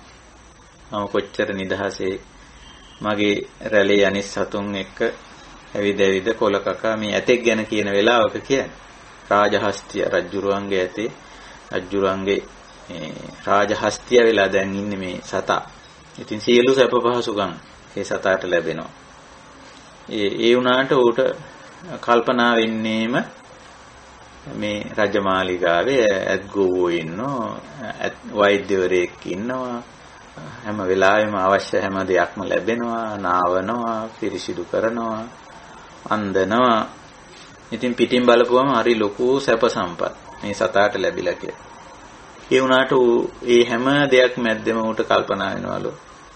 මම කොච්චර නිදහස් ජීවිතයක් ගත කරාද මගේ රැළේ උන් එක්ක. කැලේ ඇවිද කුල කමින් කොච්චර හොඳට හිටියද කියලා. පුබ්බේ නිවාසය කලින් ගත කරපු ජීවිතය මතක් වෙනවා. සතුන්ටත් එහෙමයි. ඉතින් මිනිස්යන්ටත් පුබ්බේ නිවාසයේ අනුස්මරණය වෙනවා. සමහරට අපි අනුස්මරණය කරනවා. පුබ්බේ නිවාසං අනුස්සරමානා අනුස්සරන්ති. කොහොම වෙනවා. එතකොට මෙතෙන්දි බුදුරජාණන් වහන්සේ ඊටාම ගැඹුරු කාරණයක් අපිට පෙන්වලා දෙනවා. මෙහිම සිහි කරනකොට සබ්බේතේ පංච උපාදානස්කන්ධේ අනුස්සරන්ති ඒතේ සංවාඤ්ඤතර. අපි මොන විදිහට මතක් කරුවත් පුබ්බේ නිවාසය කොයි විදිහට මතක් කරුවත් එක විදිහට අපි මතක් කරනවානේ. දැන් අද පුළුවන් මේ ධර්ම සාකච්ඡාවෙන් පස්සේ ඔයත්තන්ට පොඩි භාවනා කාලයක් ගන්න මේ කටයුත්තට. පුබ්බේ නිවාසානුස්සතිය කරන්න උත්සාහ කරන්න අද. ඒකට මේ පොඩි විවේක කාලයක් අරගෙන පුබ්බේ නිවාසානුස්සතිය සිහි කරන්න. අපි හැමෝටම පුළුවන් ඒක. මේ ජීවිතේ දැන් වර්තමාන ගත කරන ජීවිතේ Tamanට හිතා ගන්න පුළුවන්නේ. මම වර්තමානයේ මෙන්න මෙතන මේ විදිහේ ස්ථානයක මේ කියන පහසුකම් සහිතව මේ කියන පුද්ගලයන් එක්ක මේ වර්තමාන මේ රාජකාරී වැඩ කටයුතුත් එක්ක මම ජීවත් වෙනවා. හැබැයි මීට මාසයකට දෙකකට අවුරුද්දකට අවුරුදු කීපයකට පෙර මම කොයි විදිහේ ජීවිතයක් ගත කෙරුවද කියලා ඕක මතක් කරන්න පුළුවන්. හොඳ සිහිනුවණ ඇති ඇත්තන්ට ඕක මතක් කරන්න ගිහිල්ලා කෙලෙස් උපදවා ගන්න දෙයක් නැහැ. අපිට පුළුවන් දැන් පුබ්බේ නිවාසානුස්සතිය කරන්න හොඳ සිහිනුවණින් හොඳ කල්පනාවෙන් කරන්න පුළුවන්. ඉතින් එහෙම පොඩි මේ අභ්‍යාසයක් කරලා බලන්න. එතකොට ඔන්න පුබ්බේ නිවාසයේ අනුස්මරණය වෙනවා. මතක් වෙනවා Tamanට. ඕනනම් තව කල්යාණ මිත්‍රයෙක් ඉන්නවා නම් ඒ දෙන්න එකතු වෙලා ඕක කරන්නත් පුළුවන්. අපි ඩිංගක් මේ පුබ්බේ නිවාසානුස්සතිය කරමු. හරිද? ඔතන උපතින් පෙර කොටස අපි මේ ජීවිතේ ඉපදුනානේ මිනිස්සෙක් හැටියට. එතනින් පෙර කොටස අනුස්මරණය වෙන එකක් නැහැ. ඒක ගැන හිතන්නේ. සමහරව හිතන්නේ පුබ්බේ නිවාසානුස්සතිය කියපු ගමන්ම අර මේ ජීවිතේ ඉපදුනානේ අපි එතනින් එහා කොටස තමයි ඔය අල්ලගන්නේ කියන්නේ. ඒක ලොකු වැරැද්දක්. පුබ්බේ නිවාසානුස්සතිය ගැන ඕනනම් අපිට ධර්ම සාහිත්‍යයේ වෙනත් තැන්වල තියෙන කාරණාත් පසුවට අවශ්‍ය නම් සාකච්ඡා කරන්න පුළුවන්. අපේ කල්යාණ මිත්‍රයන්ට අවශ්‍යතාවය තියෙනවා නම්. නමුත් මම හිතන්නේ මේ වගේ දේවල් ඉච්ඡර දුරට යනකොට අර පොත්තලෙල්ල ඇටේ අල්ලන්න යනවා වගේ වැඩක් වෙනවා අපි. ඒක නිසා අපි ඒක අවශ්‍ය නම් චුට්ටක් කතා කරන්න පුළුවන්. එතකොට දැන් අපිට පුළුවන් තනියම පුබ්බේ නිවාසානුස්සතිය කරන්න. එහෙම නැත්නම් කල්යාණ මිත්‍රයා එකතු කරගන්න පුළුවන්. තමන්ගේ ස්වාමි පුරුෂයා භාර්යාව වුණත් පුළුවන් ওই වැඩේට කිට්ටු කරගන්න. දෙන්නත් එක වාඩි වෙලා ඉඳගෙන අපි පොඩ්ඩක් කල්පනා කරමුකෝ අපි අපේ අතීත ජීවිතේ අපි ඒ කාලේ වැඩ කරපු විදිය සමාජ සම්බන්ධතා පවත්වපු විදිය ඕනනම් අපි දෙන්න මුණ ගැහුණු විදිය මුණ ගැහිලේ ආරම්භ වෙච්ච විදිය මතක් කරන්න පුළුවන්. මේ මෙතන කියන ක්‍රමයට අනුව බුදුරජාණන් වහන්සේ එතන එහෙම අනුස්මරණය කරනකොට බුදුරජාණන් වහන්සේ දේශනා කරනවා සබ්බේතේ පංච උපාදානස්කන්ධේ අනුස්සරන්ති. කොයි විදිහට කොයි ආකාරයෙන් සාකාරං සෞද්දේශං කියලා ඔයක පුබ්බේ නිවාසානුස්සතිය පැහැදිලි කරන වෙනත් තැන්වල වචන වගයක් එදිලා තියෙනවා. ඒ වචන මෙතන එදිලා නැහැ. විවිධ ආකාර වලින් විවිධ මාතෘකා වලින් උද්දේශ කියන්නේ මාතෘකානේ ආකාර කියන්නේ විවිධ ක්‍රමනේ විවිධ ක්‍රම වලින් විවිධ මාතෘකා වලින් අපිට ඔය පුබ්බේ නිවාසානුස්සතිය කරන්න පුළුවන්. කොහොම කෙරුවත් මොන ආකාර වලින් මොන මාතෘකා වලින් ඔය කටයුත්ත කෙරුවත් සිහි වෙන්නේ පංච උපාදානස්කන්ධේමයි. පංච උපාදානස්කන්ධේමයි. අපි අතීතයේ අපි මෙහෙම හිටියා මේ විදිහට හිටියා මෙහෙම කෙරුවා ආවල් තැන හිටියේ ආවල් පුද්ගලයොත් එක්ක හිටියා කොහොම කියලා. විවිධාකාර වලින් මෙනෙහි කරන්න ඕනේ. විවිධ ಉದ್ದೇಶ වලිනුත් පුළුවන්. විවිධ මාත්‍රිකා වලින්. හරි අපි ඉස්සර කරපු රස්සාවල් මතක් කරමු. දැන් ඔන්න රස්සාවල් මාත්‍රිකාවෙන් මතක් කරන්න.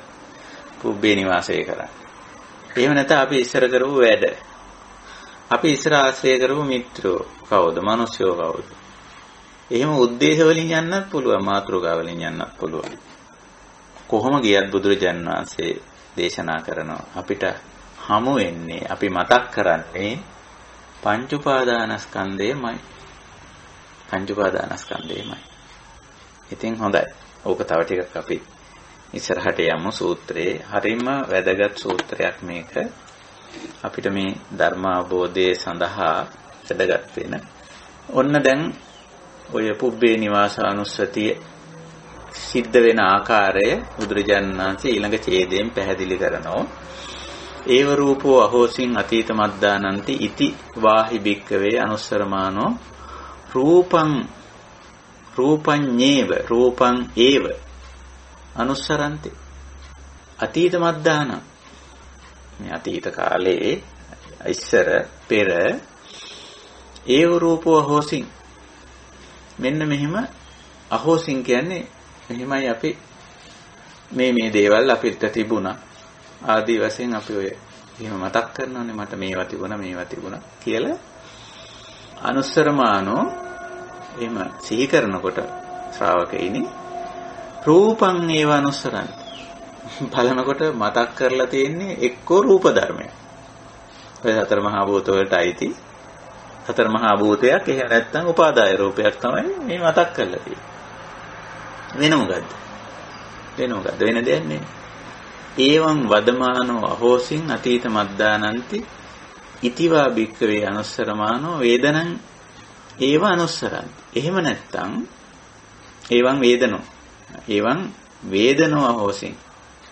ඒවං වේදනෝ අහෝසින් කියලා දැන් ඒවං රූපෝ නැත්නම් ඒවං වේදනෝ අපි වේදනාව අල්ලගෙන අතීතයේ මෙනෙහි කරනවානේ නේ. අයියෝ මං ඒ කාලේ විඳපු විඳවිල්ල කියලා දුක් වේදනාව අල්ලගෙන එක්කෝ මතක් කරනවා.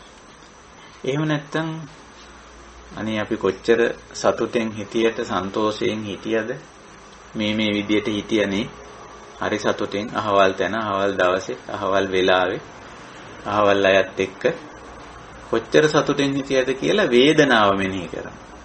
ඒවං වේදනෝ අහෝසින් අනේ අපිට මෙහෙම දුක් වේදනාවක් සැප වේදනාවක් අදුකම සුඛ වේදනාවක් ආදී වශයෙන් තිබුණා කියලා මොන දැන් අතීතේ විඳපු දේවල් මතක් කරගන්න. එතකොට ඔය ಉದ್ದೇಶ වශයෙන් රූප ಉದ್ದೇಶ කරගෙන වේදනා ಉದ್ದೇಶ කරගෙන රූපේ ආකාර කරගෙන වේදනාව ආකාර කරගෙන තමයි ඔය විදිහට තමයි අපි මතක් කරන්නේ. ඉතින් අපිට මතක් වෙන ඕන වේදනා විඳපු දේවල් විඳී. ඉතින් බුදුරජාණන් වහන්සේ දේශනා කරනවා වේදනං ඒව අනුස්සරන්ති කියලා. අපි මතක් කරුවොත් එක්ක මතක් වෙන්න අපිට අතීත වේදනා. එහෙම නැත්නම් ඒවං සංඤීය හෝසින් අතීත මද්දානන්ති ඉතිවා භික්කවේ අනුස්සරමානෝ සංඤං ඒව අනුස්සරන්ති. එහෙම නැත්නම් සංඥා ටිකක්. සංඥා කියන එක අපි දන්නෝනේ රූප සංඥා, ශබ්ද සංඥා, ගන්ධ සංඥා, රස සංඥා, පොට්ටබ්බ සංඥා, ධම්ම සංඥා කිය. ඉතින් අපිට සංඥා ටිකක් තියෙනවා නේ. දැකපුවා, අහපුවා, විඳපුවා, වටහා ගත්ත ඒවා ඔහොම තියෙනවනේ. රූප සංඥා, ශබ්ද සංඥා, ගන්ධ සංඥා, රස සංඥා, පොට්ටබ්බ සංඥා, ධම්ම සංඥා කිය. ඕවම මෙනෙහි කරනවා. නේ. රූපය මේ වෙලාවේ දකින්නේ අතීතයේ දැකපු රූපේ පිළිබඳ රූප සංඥාවක් තියෙනවා. ඉතින් අපි අතීතයේ මෙහෙම එකක් දැක්කයි කියලා වර්තමාන රූප සංඥා මෙනෙහි කරනවා. මෙනෙහි කරන්නේ දැන්නේ. අනුස්සරමානෝනේ මේ වර්තමානයේ ප්‍රසන්ට් කන්ටිනියස් එකෙන් දාලා තියෙන එකයි. දැන් තමයි අපි මෙනෙහි කරන්නේ. ඒ වුණාට මෙනෙහි කරන්නේ මොකද්ද? අතීතයේ කියලා අපි මෙනෙහි කරන්නේ රූප සංඥා ටික තමයි ආපහු මෙනෙහි කරන්නේ. ඒතර සංඥං ඒව අනුස්සරන්ති. එහෙම නැත්නම් ශබ්ද සංඥා ටික මෙනෙහි කරනවා. ගන්ධ සංඥා, රස සංඥා, පොට්ටබ්බ සංඥා, ධම්ම සංඥා මෙනෙහි කරනවා. මම ඔකට ලස්සන නිදර්ශනයක් මේ ඊපෙරේද අපි මේ එකතු වෙලා ඉන්න වෙලාවක ඉතින් අපිට ගීතයක් ශ්‍රවණය කරන්න ලැබුණා. අපි එකතු වෙලා හිටි කීප දෙනාටම. ඉතින් දැන් මේ ගීතය බොහොම මීට දශක 3-4කට කලින් ලියවිලා ඉතින් ගැයිච්ච ගීතයක්. ඉතින් හැබැයි අර මොහොතේ අපිට අහන්න ලැබුණේ මේ නූතන ගායකයෝ ඉන්නෝනේ. ඔය හතු පිපෙන්න වගේ දැන් අපේ රටේ හරියට ගායකයෝ ඉන්නවා. ඉතින් ඒ කිසිම මේ ලතාවක් නැතුව කිසිම අර මුල් ගීතයේ තිබුණු මේ ලක්ෂණ මොකක්වත් නැතුව ඔය නිකන් සංගීත භාණ්ඩයක් දැන් තියෙන්නේ මේ ටකරන් වලට ගහනවා වගේ ගෝසාවල් තියෙන්නේ. ඉතින් කොහොම කරලා අර ගීතේ වාදනය ඉතින් ඒ ගීතේ ගායනා කරා. ඒ පදමාලාව ගායනා කරා. එතකොට අපි හැමෝම අර අතීතයේ මීට දශක 2කට 3කට විතර කලින් අපි ওই ගීතය අහලා තියෙනවා. එතකොට ඒ ගීතේමයි දැන් මේ පදමාලාවමයි දැන් මේ නූතනේ අපි අහගෙන ඉන්නේ. ඉතින් එතෙන්දී අපි සමග හිටියා හොඳ සාහිත්‍ය ගීතය පිළිබඳ හොඳ ගීත රචක මහත්මයෙක්. ඉතින් මේ මහත්මයා බලන් සාහිණාද මේ ගීතවලට වෙච්ච දේ මේ ගීතය මෙහිමයි මේ අහවලා රචනා කළේ. අහවලාගේ සංගීතය අහවලා තමයි ගායනා කළේ. වෙච්ච දේ කියලා. එතකොට මට මේ කාරණේ එකපාරටම මතක් වුණා. දැන් මේ පුබ්බේ නිවාසානුස්සතිය වුණා මේ මහත්මයාට. මටත් ඒක කියනකොට මටත් ඒක වුණා. මටත් මතක් වුණා ඇත්ත තමයි මේ ගීතය අහවලානේ කිව්වේ. මේ විදිහේ සංගීත රටාවකින් යුක්තව මීට වඩා බොහොම මිහිරියාවක මේ ගීතේ ගැවුණ නේද අතීතේ. එතකොට බලන්න මේ තමයි පුබ්බේ නිවාසානුස්සතිය. මොකද්ද අපිට මෙනෙහි වුණේ අතීත ශබ්ද සංඥාව. අතීත ශබ්ද සංඥා. ඒක අතීත කියන්න බෑ. ඒක අපි ළඟ තියෙන ශබ්ද සංඥාව අනුස්මරණය වුණා. ඒකයි බුදුරජාණන් වහන්සේ මෙතෙන්දි කියන්නේ සංඥං ඒව අනුස්සරති කියලා. අපි අතීතේ මතක් කරන පුබ්බේ නිවාස අනුස්සතිය කරනවා කිව්වට කෙරෙන්නේ ඕකමයි. ඊළඟට ඒවන් සංකාරෝ අහෝසින් අතීත මද්දානන්ති ඉතිවාහි භික්කවේ අනුස්සරමානෝ සංකාරේ ඒව අනුස්සරන්. එතකොට ওই සංකාර කිව්වා අපි දන්නවා මৌলিক වශයෙන් ඕවා ගැන දැන් අපිට අවබෝධයක් තියෙනවා. ඒ වුණත් කෙටියෙන් මතක් කරොත් සංකාර කියන්නේ ඉතින් සකස් වෙන චේතනාවලටනේ සංචේතනාවලටනේ සංකාර කියන්නේ. රූප සංචේතනා, ශබ්ද සංචේතනා, ගන්ධ සංචේතනා, රස සංචේතනා, පොට්ටබ්බ සංචේතනා, ධම්ම සංචේතනා වශයෙන් සංචේතනාවලනේ සංකාර කියන්නේ මৌলিক වශයෙන් චේතනාවලට. සකස් වන චේතනා. එතකොට ඒ චේතනාව තමයි වචී සංකාර, කාය සංකාර බවට පරිවර්තනය වෙන්නේ. ආපහු කුසල සංකාර, අකුසල සංකාර වෙන්නේ. පුඤ්ඤාභි සංකාර, අපුඤ්ඤාභි සංකාර, ආනින්ජාභි සංකාර. ඒවා ඉතින් අපි කල්යාණ මිත්‍ර දන්නවනේ. එතකොට දැන් සමහර වෙලාවට අපි ওই සංකාර අතීතේ මතක් කරනවා කිව්වම අතීතේ මතක් කරනවා මොනවාද? ඉස්සර Tamanට සිබිච්ච අදහස්, හිතවිලි. සමහර විට ඒවා මතක් කරනවා. ඉස්සර මම මෙහෙම හිතාගෙන හිටියේ. මේක ගැන, මෙයා ගැන, මේ දේ ගැන මම ඉස්සර හිතුවේ මෙහෙමයි. දැන් නම් මම එහෙම හිතන්නේ නැහැ. එයා ගැන, ඒක ගැන, එතන ගැන, ඒ ස්වභාවය ගැන දැන් නම් මම එහෙම හිතන්නේ. ඉස්සර මම එහෙම හිතාගෙන හිටියා. මම එහෙමයි හිතුවේ. කියලා දැන් අතීත සංකාර අනුස්මරණය කරනවා. අනුස්සරන්ති. පුබ්බේ නිවාසං. ඉතින් ওই විදිහටනේ. ඉස්සර මම මෙහෙමයි කිව්වේ කතා කළේ දැන් නම් ඉතින් මම එහෙම කියන්නේ නැහැ කතා කරන්නේ නැහැ වචී සංකාර. ඉස්සර මම මෙහෙම කළා කෙරුවා දැන් නම් මම එහෙම කරන්නේ නැහැ. ඒ විදිහට නෑ. දැන් මේ විදිහට නෙමෙයි කරන්නේ වෙනත් විදිහකට කියලා අතීත කාය සංකාරය. දැන් මේ අතීතයේ මතක් කරන්නේ. ඒ වුණාට මතක් වෙන්නේ සංකාරය. බුදුරජාණන් වහන්සේ දේශනා කරන්නේ සංකාරේව අනුස්සරන්ති. සංකාරය තමයි මේ මතක් වෙන්නේ සිහිගන්නේ. ඊළඟට ඒවං විඥානෝ අහෝසින් අතීත මද්දානන්ති ඉතිවා භික්ඛවේ අනුස්සරමානෝ විඥානමේව අනුස්සරන්ති. විඥානමේව අනුස්සරන්ති. ඒ කියන්නේ අපි අතීතය මතක් කරනවා කියලා සමහර වෙලාවට මේ විඥාන තමයි මතක් කරන්නේ. විඥානනේ මොන දේවල්. විජානාති इति විඥානන්නේ. මෙතෙන්දී අදහස් කරන්නේ විඥානනය. ඉතින් මම මේවා දැනගත්ත, දැන අවබෝධ කරගත්ත, වටහා ගත්තා. ඒ කාලේ මම මේවා ඉගෙන ගත්තා. මේ දේවල් දැනගත්තා, අවබෝධ කරගත්තා කියලා. ඉතින් අතීතයේ විඥානනේ වුණු දේවල් මතක් කරනවා. ඉතින් මොකද්ද මේ මතක් කරන්නේ? තමන්ගේම විඥානස්කන්ධය, විඥානුපාදානස්කන්ධය. අයි මේ සිහි වෙන්නේ, සිහි කෙරෙන්නේ, මතක් කරන්නේ. ඉතින් ওই විදිහට බුදුරජාණන් වහන්සේ ඔය පුබ්බේ නිවාසානුස්සතිය මොකද්ද කියලා ඊටාම සංක්ෂිප්තව වගේ පළමුවෙන් මෙහිදී දේශනා කරා. ඉතින් ඔය ටික බලපුවාම හරි විචිත්‍ර දෙයක් තේරුම් ගන්න. ඕකේ මහා ගැඹුරකුත් තියෙනවා. අපි මේ අතීතය කියලා නිකන් ලොකු කරගෙන බදාගෙන අල්ලගෙන එහෙම නැත්නම් අතීතය කියලා තැවි දුක් වෙවි සාප කර සමහරු ඉන්නවා අතීතය අල්ලගෙන. එහෙම නැත්නම් අතීතය අල්ලගෙන හරියට ලොකු කරගෙන උදම්මන අනාන ඔහොම ගත කරන අයත් ඉන්නවා. ඉතින් කොහොම කෙරුවත් බුදුරජාණන් වහන්සේ මතක් කරන්නේ ඔය ඉතින් පංච උපාදානස්කන්ධේ අනුස්සරන්ති සබ්බේතේ ඒතේ සංවා අඤ්‍යතරං නේ මේ විදිහට ඒතේසං කියන්නේ අර බුදුරජාණන් වහන්සේ පහලට දේශනා කරන විදිහට හෝ අඤ්‍යතරං වෙනත් ආකාරයකින් හෝ වේවා කොහොම සිහි කරත් කොහොම මතක් කළත් අනුස්මරණය කළත් අපි අනුස්මරණය කරන්නේ මේකමයි පංච උපාදානස්කන්ධයමයි කියලා. ඉතින් ওই විදිහට ඔය දේශනාව අපිට හමු වෙනවා. උතනින් ඉස්සරහට අර බුදුරජාණන් වහන්සේගේ සංක්ෂිප්ත දේශනාවල එතනින් එහාට තියෙන විත්තරය නැත්තම් අපි විභංගය කියලා කියන වැඩිදුර විස්තරය ගන්නවා. අර එකින් එක ගන්නවා ඊළඟට. කිංච බික්කවේ රූපං වදේත.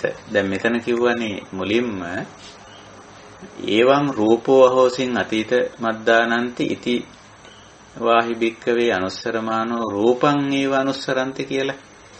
අන්න ඒ කාරණේ නැවත විග්‍රහ කරනවා. ওই විදිහට දිගින් දිගට අර රූප වේදනා සංඥා සංකාර විඥාන කියන පහ නැවත විස්තර කිරීමක් කරන බුදුරජාණන් වහන්සේ. එතකොට ශ්‍රාවකයිනේ වික්කවේ රූපං වදේත කිංච.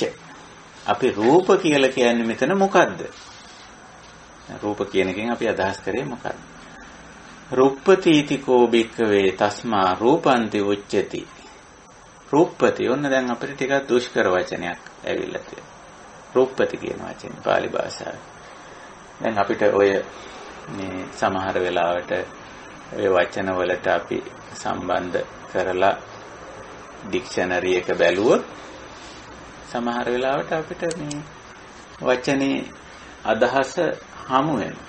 දැන් රුප්පති කියන වචනේ දැන් මේ ඔබ ඉදිරිපත් කරලා තියෙන අර සූත්‍රය බුද්ධ ජයන්ති ත්‍රිපිටක ග්‍රන්ථමාලාවට අදාළව tipitaka.lk කියන වෙබ් අඩවිය.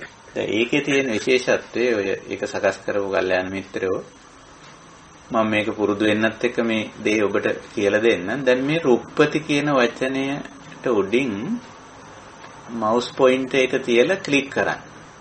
ක්ලික් කරපුවාම ඒ වචනේ කහපාට වෙලා පහලින් වින්ඩෝ එකක් එනවා. ඒ වින්ඩෝ එකේ පෙන්වන රුප්පතිති කියන වචනේ අරගෙන තියෙනවා. හැබැයි යටින් කියනවා ඇති මෙම වචනය ශබ්දකෝශවල හමු වූයේ නැත. අකුරු කීපයක් අඩු කර උත්සාහ කරන්න කියලා. බලන්නේ උපදේශය දෙන හැටි. එතකොට අපි කරන්නේ අර රුප්පතිති කියන වචනේ අග ක්ලික් කරලා දැන් ඔන්න එතන ඒ යටින් රතු පාට වුණා. දැන් අපි බෑක් ස්පේස් කී එකෙන් ගිහිල්ලා අඩු කරලා බලනවා අර රුප්පතිති කියන එකේ ස්පෙල් අඩු කරන ඉස්සර වෙලා. බෑක් ස්පේස් කරපුවාන් පස්සේ එකෙන් ඒක අඩු වෙනවා. මේ විදිහට. තවත් එකක් අඩු කරලා බලනවා. ඒක වචනේ එන්නේ නැත්තම්. ඊට පස්සේ තවත් එකක් අඩු කරලා බලපුවම රුප්පති හෝ රුප්පති කියන තැනට එනකොට ඔන්න ශබ්දකෝෂයේ පෙන්වන්න පටන් ගන්නවා ඒ වචනේ. ඔබට පේනවා ඇති සමහර වෙලාවට රුප්පති කියන වචනේ ඉස්සර වෙලාම අරගෙන ඒකේ ව්‍යාකරණ විභාගයේ දක්වලා තියෙනවා. රුප්පති. ඊළඟට එතනින් පස්සේ ඉංග්‍රීසි ඩික්ෂනරියේ තේරුම දීලා තියෙන. ඊට යටින් රුප්පති කියලා දීලා සිංහල අර්ථය දීලා තියෙන රූපය කෝප වේ විකාරයටපත් වේ වෙනස් වේ කියන අදහස් දීලා තියෙනවා. ඊට පස්සේ තවත් PTS ඩික්ෂනරියත් මෙතෙන්දී අපේ කල්යාණ මිත්‍රයෝ අතුල් කරලා තියෙනවා. ඒක ටිකක් දීර්ඝව PTS ඩික්ෂනරියේ අර්ථකථන ටික පහලින් ඉදිරිපත් කරලා තියෙනවා. දැන් බලන්න අපිට මේ ත්‍රිපිටකය කියවගෙන යද්දී යම් මොහොතක අපිට මේ ගැටලුකාරී වචනයක් ආවොත් ඒකේ කෝෂාර්ථය මතු කරගන්න අපිට අවස්ථාවක් හම්බ වෙනවා. ඒ කියන්නේ අර සුතමේ ඥානය මේ වර්ධනය කරගන්නේ. ඒක මතු කරගන්න අපිට මේක සකස් කරපු කල්යාණ මිත්‍රෝ මේ මෘදුකාංගය ඊටාම හොඳට සකස් කරලා තියෙනවා. ඉතින් ඒක නිසා ඒක ඔය මං පුහුණු වෙන්න වගේ ඔය දේ කරේ. මං හිතන්නේ ඒක කරගන්න පුළුවන් වෙන්නේ නැති. දැන් අපි රුප්පති අපි ආපහු සූත්‍රයට යනවා. එතකොට අර බින්දුව එක අයින් කරලා දාගන්න පුළුවන්. අර දකුණු පැත්තේ කතර ලකුණේ මේ ක්ලික් කරපුවාම දැන් අපිට එතන අර්ථය ආව රුප්පති කියන වචනේ අර්ථ තුනක් පෙන්වුවානේ. කෝප වේ, විකාරයටපත් වේ, වෙනස් වේ. දැන් කෝප වේ කියන අර්ථය මෙතෙන්ට ගැලපෙනවද? විකාරයටපත් වේ කියන අර්ථය ගැලපෙනවද? වෙනස් වේ කියන අර්ථයට ගැලපෙනවද? ඔන්න දැන් චින්තාමය ඥානෙ ඉන්නේ ඔන්න ඔතෙන්දි තමයි. නැත්තම් සුතමේ ඥානයට වහල් වෙන අය ඔයින් මොකක් හරි ගත හැකි. අරගෙන ඉතින් අර්ථය දීගෙන යන්න පුළුවන්. ඒක අල්ලගෙන සංවාද විවාද කරන්න පුළුවන් ඒගොල්ලන්ට. අර භාෂා ප්‍රවීණතාවය එහෙම තියන අය නෑ. අපි මේ ඩික්ෂනරි එක නැත්තම් කෝෂාර්ථය අපි ගන්නේ ධර්මාර්ථයට යන්න. ඒකට චින්තාමය ඥානය අපිට තියෙනවා. එතකොට දැන් අපි බලනවා මෙතෙන්ට මොකද්ද ගැලපෙන්නේ? කෝප වේ කියන එකද විකාරයටපත් වේ කියන එකද වෙනස් වේ කියන එකද? අපි බලමු. ඉතින් අපිට ඔන්න පේනවා රුප්පතිතිකෝ භික්ඛවේ තස්මා රූපන්ති උච්චති. තාම අපි අර අර්ථ තුනෙන් එකක් හරියටම ගත්තේ නෑ. තව ඩිංගක් බුද්ධ දේශනාව ඉස්සරහට කියාගෙන යනවා. මොකද්ද කියන්නේ? කේන රුප්පති. ඔන්න බුදුරජාණන් වහන්සේම ප්‍රශ්නය අහලා උන්වහන්සේම උත්තර දෙනවා. දැන් මොකේ අපි දැනට රූපණේ වෙනවා කියලා නිකන් එහෙම තියාගමු. රූපණේ වෙන බැවින් රූප කියන. එතකොට කියනවා කේන රුප්පති. මොකෙන්ද රූපණේ වෙන්නේ? සීතේනපි රුප්පති. උන්හේනපි රුප්පති. දිගච්ඡායපි රුප්පති. පිපාසායපි රුප්පති. දාංශ මකස වාත ආතප සිරින්සප සම්පස්සේනපි රුප්පති. රුප්පතිති කෝ භික්ඛවේ තස්මා රූපන්ති උච්චති. ඔන්න බලන්න අටුවාව නැත්තම් වැඩි ධර්ම විග්‍රහය. බුදුරජාණන් වහන්සේ තමයි පළමු අටුවාචාරින් වහන්සේ. බලන්න අටුවාවේ ලස්සන අර්ථකථනය කොච්චර ලස්සනට දෙනවද රූප කියන එකට. එතකොට කිංච භික්ඛවේ රූපං වදේත. මොකක්ද අපි මෙතන රූප කියලා කියන්නේ? රූපණේ වෙන නිසා රූප කියන්නේ. මොකෙන්ද රූපණේ වෙන්නේ? සීතලෙන් රූපණේ වෙනවා. ඒ කියන්නේ මොකද්ද? එතකොට මේ රූපණේ වෙනවා කියලා කියන්නේ කෝප වෙනවා කියලා ගන්නවද? විකාරයටපත් වෙනවා කියලා ගන්නවද? වෙනස් වෙනවා කියලා ගන්නවද? ඔන්න දැන් චින්තාමය ඥානයට යන්න ඕන. මොකද්ද මෙතෙන්ට වඩා ගැලපෙන්නේ? නේ? චින්තාමය ඥානෙට නොගිය එක්කෙනාට ඔතනින් එහාට යන්න බෑ. ඔයා එකක් සුතමේ පැත්තේදී එකක් අල්ලගෙන මෙතෙන්දී කෝප වෙනවා කියන එක අල්ලගත්තොත් හරියන්නේ නැහැ. එහෙම නෙමෙයි අපි බලන්න ඕන. විවෘතව බලන්න ඕන. මෙතෙන්ට ගැලපෙන්නේ මොකද්ද කියලා. සීතලෙන් රූපණේ වෙනවා කියලා. සීතලෙන් කෝප වෙනවද? සීතල නිසා විකාරයටපත් වෙනවද? සීතල නිසා වෙනස් වෙනවද? මොකද්ද වඩා ගැලපෙන්නේ? නේ? දැන් මෙතන කෝප වෙන්නේ නම් හිතනේ. හිත ගැන නෙමෙයි මේ කියන්නේ. නාම ධර්ම ගැන නෙමෙයි කියන්නේ. රූප ධර්ම ගැන. එහෙනම් අපිට කෝප වේ කියන කෝෂාර්ථය ඩික්ෂනරි මීනින් එක අපිට පැත්තකින් තියන්න පුළුවන්. හැබැයි ඒක පැත්තකින් තියුවා කියන්නේ ඒක වෙනත් තැනකදී උපකාරී වෙන්නත් පුළුවන්. එහෙනම් අපි ඒක තියමු. ඊළඟට විකාරයටපත් වේ වෙනස් වේ. විකාර කියන එකත් අපිට ගන්න පුළුවන්. එතකොට අපි ඉතිරි අර්ථ දෙකෙන් එකක් ගත්තා. විකාරයටපත් වේ වෙනස් වේ කියන අර්ථ දෙකෙන් එකක් ගත්තා. අර කෝප වේ කියන එක පොඩ්ඩක් පැත්තකින් තිබ්බා. මොකද මේ සතර මහා භූතනේ අපි දන්නවා රූප කියන්නේ. ඉතින් රූප ධර්ම කෝප වෙන්නේ. නාම ධර්මයකට අදාළ දෙයක් කෝප වෙනවා කියන එකෙන් අදහස් කරන්නේ. මොකක් වෙලාවට එහෙමයි ගන්න. ඉතින් විකාරයටපත් වෙනස් වේ කියන අර්ථය දැන් අපිට ගන්න පුළුවන් මේ දෙක. එතකොට ඒක දැන් ගැලපෙනවා. සීතේනපි රූපපති. සීතල නිසා රූප ධර්ම වෙනස් වෙනවා. විකාර වෙනවා. නේ? දැන් බලන්න පඨවි ආපෝ ආයෝ තේජෝ කියන හතර කොයි එක උනත් සීතල කරපුවම මොකද වෙන්නේ කියලා? දැන් සරලවම ගත්තොත් ආපෝ ධාතුව සීතල කරොත් කැටි ගැහෙනවා, කැටි වෙනවා, මිදෙනවා කියලා අපි ඔය කිය විකාරයටපත් වෙනවා, වෙනස් වෙනවා. සීතල නිසා විකාර වුණා, වෙනස් වුණා. එහෙම නැත්නම් උන්නේනපි රුප්පති. අපි හිතන්නකෝ ඔය ආපෝ ධාතුව අපි රස්නේ කරන උන්හ කියන්නේ රස්නෙටනේ. උණු කරනවා කියලා අපි සිංහලෙන් කියන්නේ උන්හ කියන වචනේ තමයි සිංහලෙන් උණු කරනවා කියලා අපි යොදන්නේ. වතුර උණු කරනවා කියලා අපි කියන්නේ. උන්හ කරනවා. එතකොට මොකද වෙන්නේ? රූපණේ වෙනවා. අර විකාර වෙනවා නැත්නම් වෙනස් වෙනවා.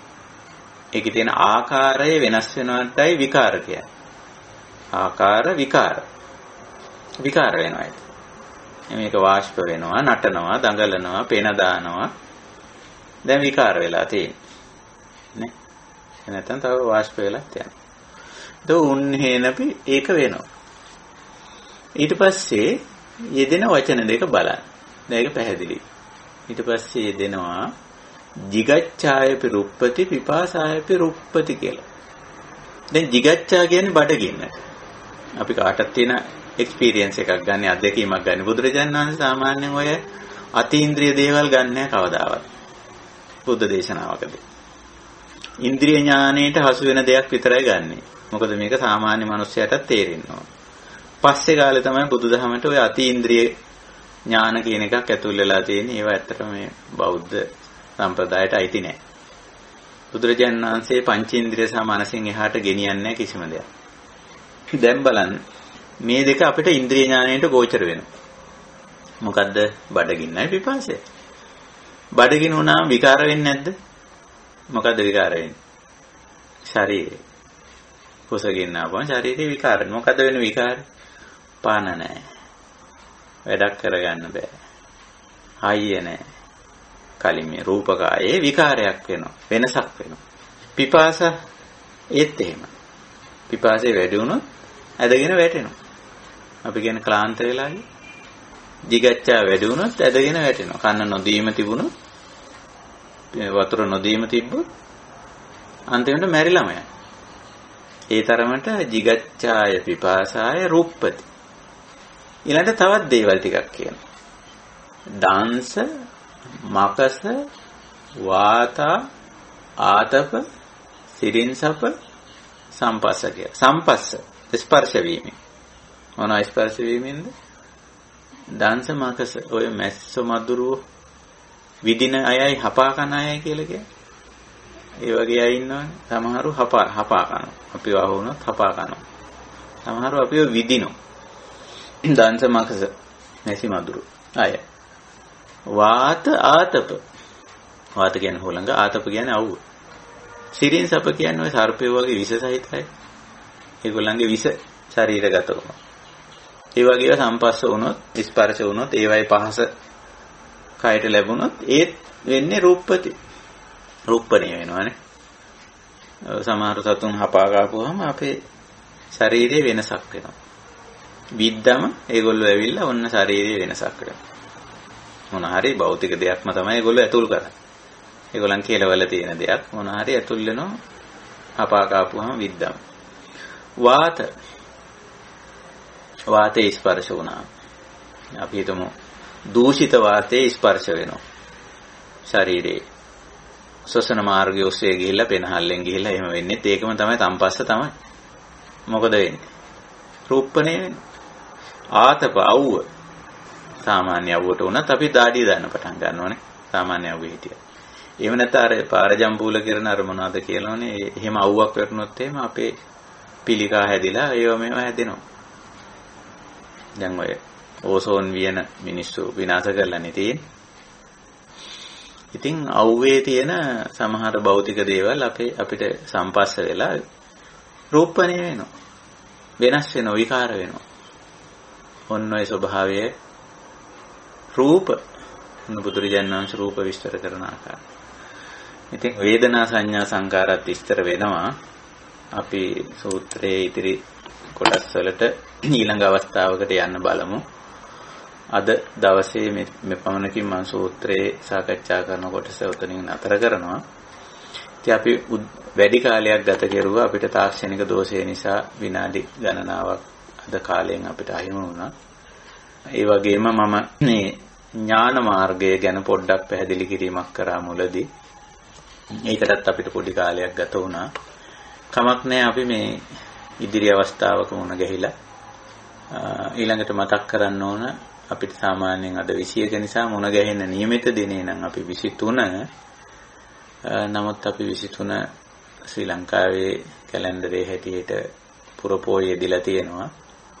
අපි මේ දැනට විහාරස්ථාන වලට එකතු වෙලා කටයුතු කරන්නත් රජයෙන් අවසර දීලා තියෙනවා සෞඛ්‍යංශ වලින්. ඉතින් එහෙම වුණොත් සරලව අපි සීමිත පිරිසක් එකතු වෙලා විහාරස්ථාන වල කටයුතු කරන්නත් අපි අදහස් කරගෙන තියෙනවා. එහෙම නැත්නම් අපි මෙතෙක් විහාරස්ථාන වල වැඩ කරේ Zoom තාක්ෂණයෙන්. එතකොට අපි මේ දවසේ විහාරස්ථාන වල වැඩ කටයුතු එහෙම නැත්නම් ගුවන්විදුලි මාධ්‍ය වගේ දේවල් වලින් අපි කරගෙන ආවා. ඒ නිසා අපි පොයේ දවසේ මේ කටයුතු වල යෙදිලා ඉන්නවා. ඒ නිසා අපි 23 වෙනිදා මුණ ගැහෙන්නේ නැහැ. 24 25 දෙකත් අපි මේ ওই විදිහටම අපේ සතියන්ත දින දෙකේ වැඩ කටයුතු යෙදিলা තියෙන නිසා එහෙම කෙරිලා නැවත අපි මේ මුණ ගැහෙන්නේ 26 වෙනිදා සඳුදා දවසේ. එතකොට අපි එදාට සාමාන්‍ය භාවනා වැඩමුළුව තියෙන්නේ.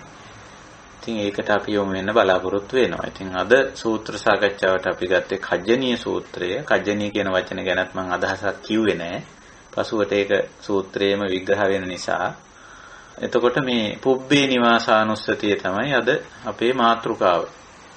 ඉතින් ඕක සාමාන්‍ය ස්වභාවයක්. අපි මතක් කරනවා, මතක් වෙනවා. හැබැයි කොයි විදියට මොන ආකාර වලින් මොන මාතෘකා වලින් ඕවා මතක් කෙරුවත් මතක් වුණත් බුදුරජාණන් වහන්සේ අපිට පෙන්නලා දෙනවා. අනේ මේ මතක් වෙන්නේ පංච උපාදානස්කන්ධයමයි වෙන 아무තු දෙයක් නෙමෙයි කියලා. ඉතින් ඕකේ හරි ගැඹුරක් තියෙනනේ. කියන්නේ අපි මේ සමහර දේවල් මතක් කරගෙන උද්දාම වෙනවා, උඩඟු වෙනවා, ආඩම්බර වෙනවා, මානයක් හදා ගන්නවා. අතීතේ මම මෙහෙම කෙනෙක්. අතීතේ අපේ පරම්පරාවේ අය මෙහෙමයි. කොහොම කියලා සමහරව ඉතින් උද්දාම වෙනවා. උඩඟු වෙනවා. ඉතින් උද්දාම වෙන්න උඩඟු වෙන්න දෙයක් නැහැ. මේ කැඩිලා බිඳිලා විනාශ වෙලා යන පංචස්කන්ධය මේ මෙනෙහි වෙන්නේ. එහෙම නැත්නම් සමහරව අතීතේ අනුස්මරණය කරලා පුබ්බේ නිවාසානුස්සතිය කරලා දුක් වෙනවා, කනගාටු වෙනවා, පසුතැවෙනවා. මම මෙහි ඉස්සර මෙහෙම කරා, අරම කරා, මේ වගේ දේවල් කරා, වැරදි කරා ආදී වශයෙන් කියලා. ඉතින් ඒකත් වැඩක් නැහැ. මේ මතක් වෙන්නේ මේ පංච උපාදානස්කන්ධයමයි. කැරිලා බිඳලා නැස්ත වෙලා විනාශ වෙලා යන එකමයි. ඉතින් ඕක අපි ওই විදිහට ඕක අතීත අනුස්මරණය වෙන්නේ මේකයි පංච උපාදානස්කන්ධයමයි කියලා හොඳට ප්‍රත්‍යක්ෂ වශයෙන් දැනගෙන අවබෝධ කරගෙන ඒකට ඇලෙන්නේ ගැටෙන්නේ මොලා වෙන්නේ නැතුව ඉන්නේ. අනුස්මරණය වෙයි හැබැයි පුබ්බේ නිවාසානුස්සතිය වෙයි. කරන්නත් වෙනවනේ අපිට.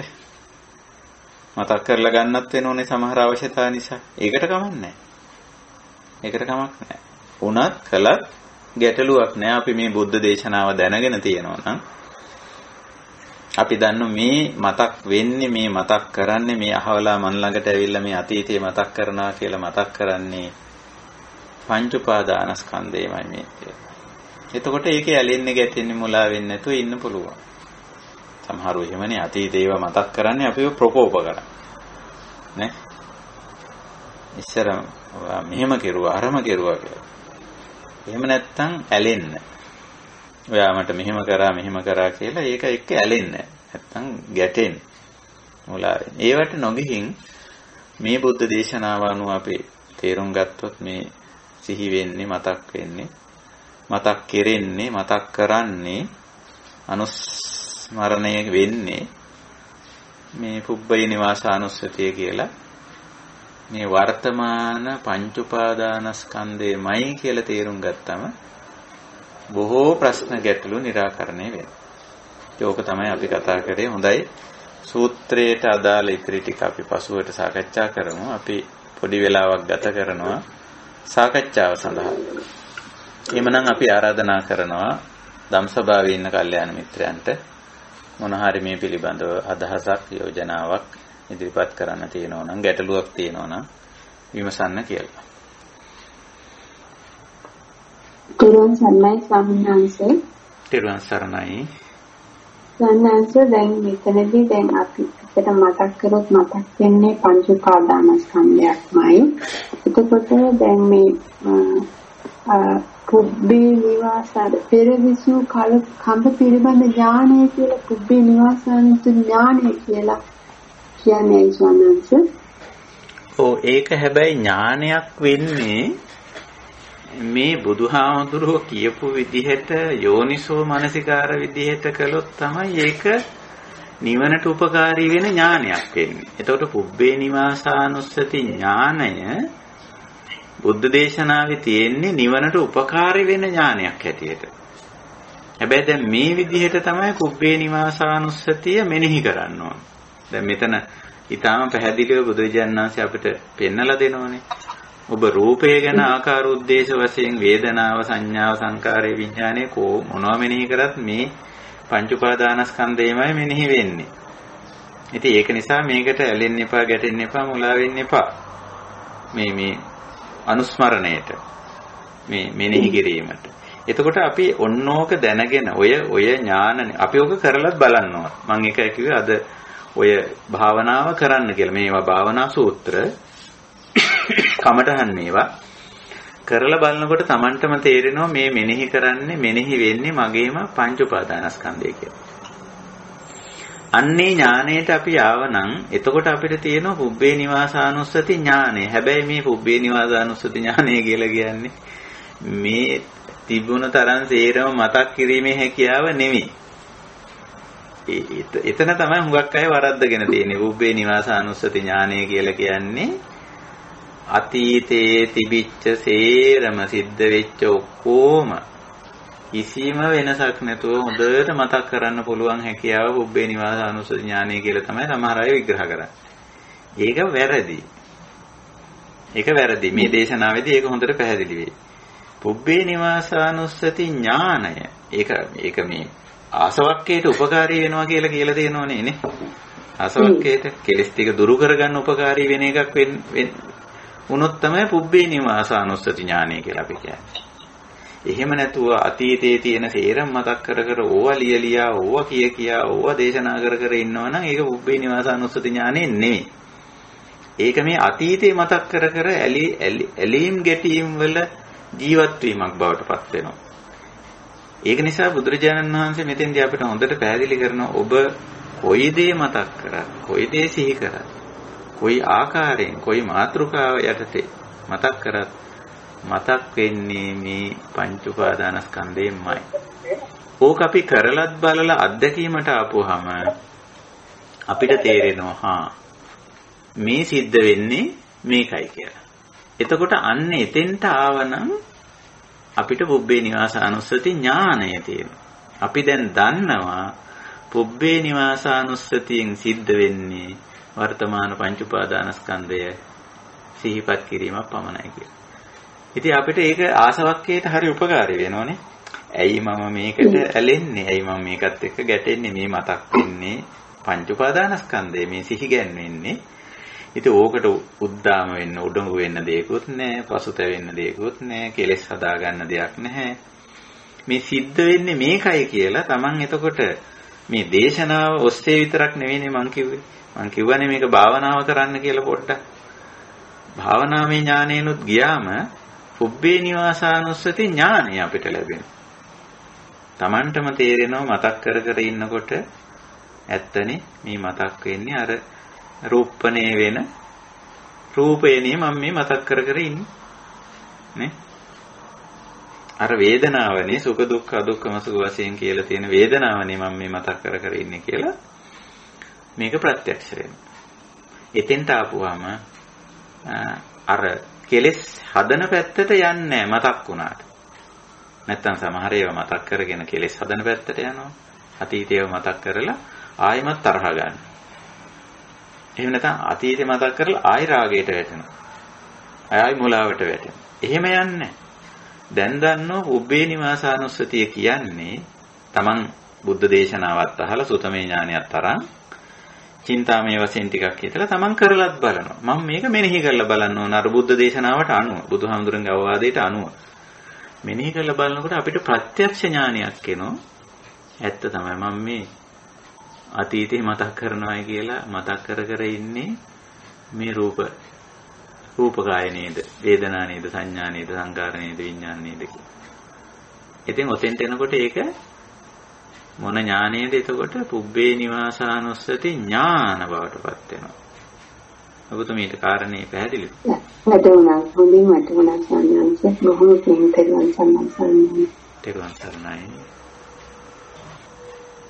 ස්වාමින් වහන්සේ මේ මානසිකාර්යයන් වශයෙන් සුතමය, චින්තාමය, භාවනාමය වශයෙන් මේ සියලුම සංස්කාර ධර්මයන්නේ ඒ සංස්කාර ධර්මයන් අවබෝධය තුල සියල්ලක්ම අතහැරෙනව නේද ස්වාමින් වහන්සේ?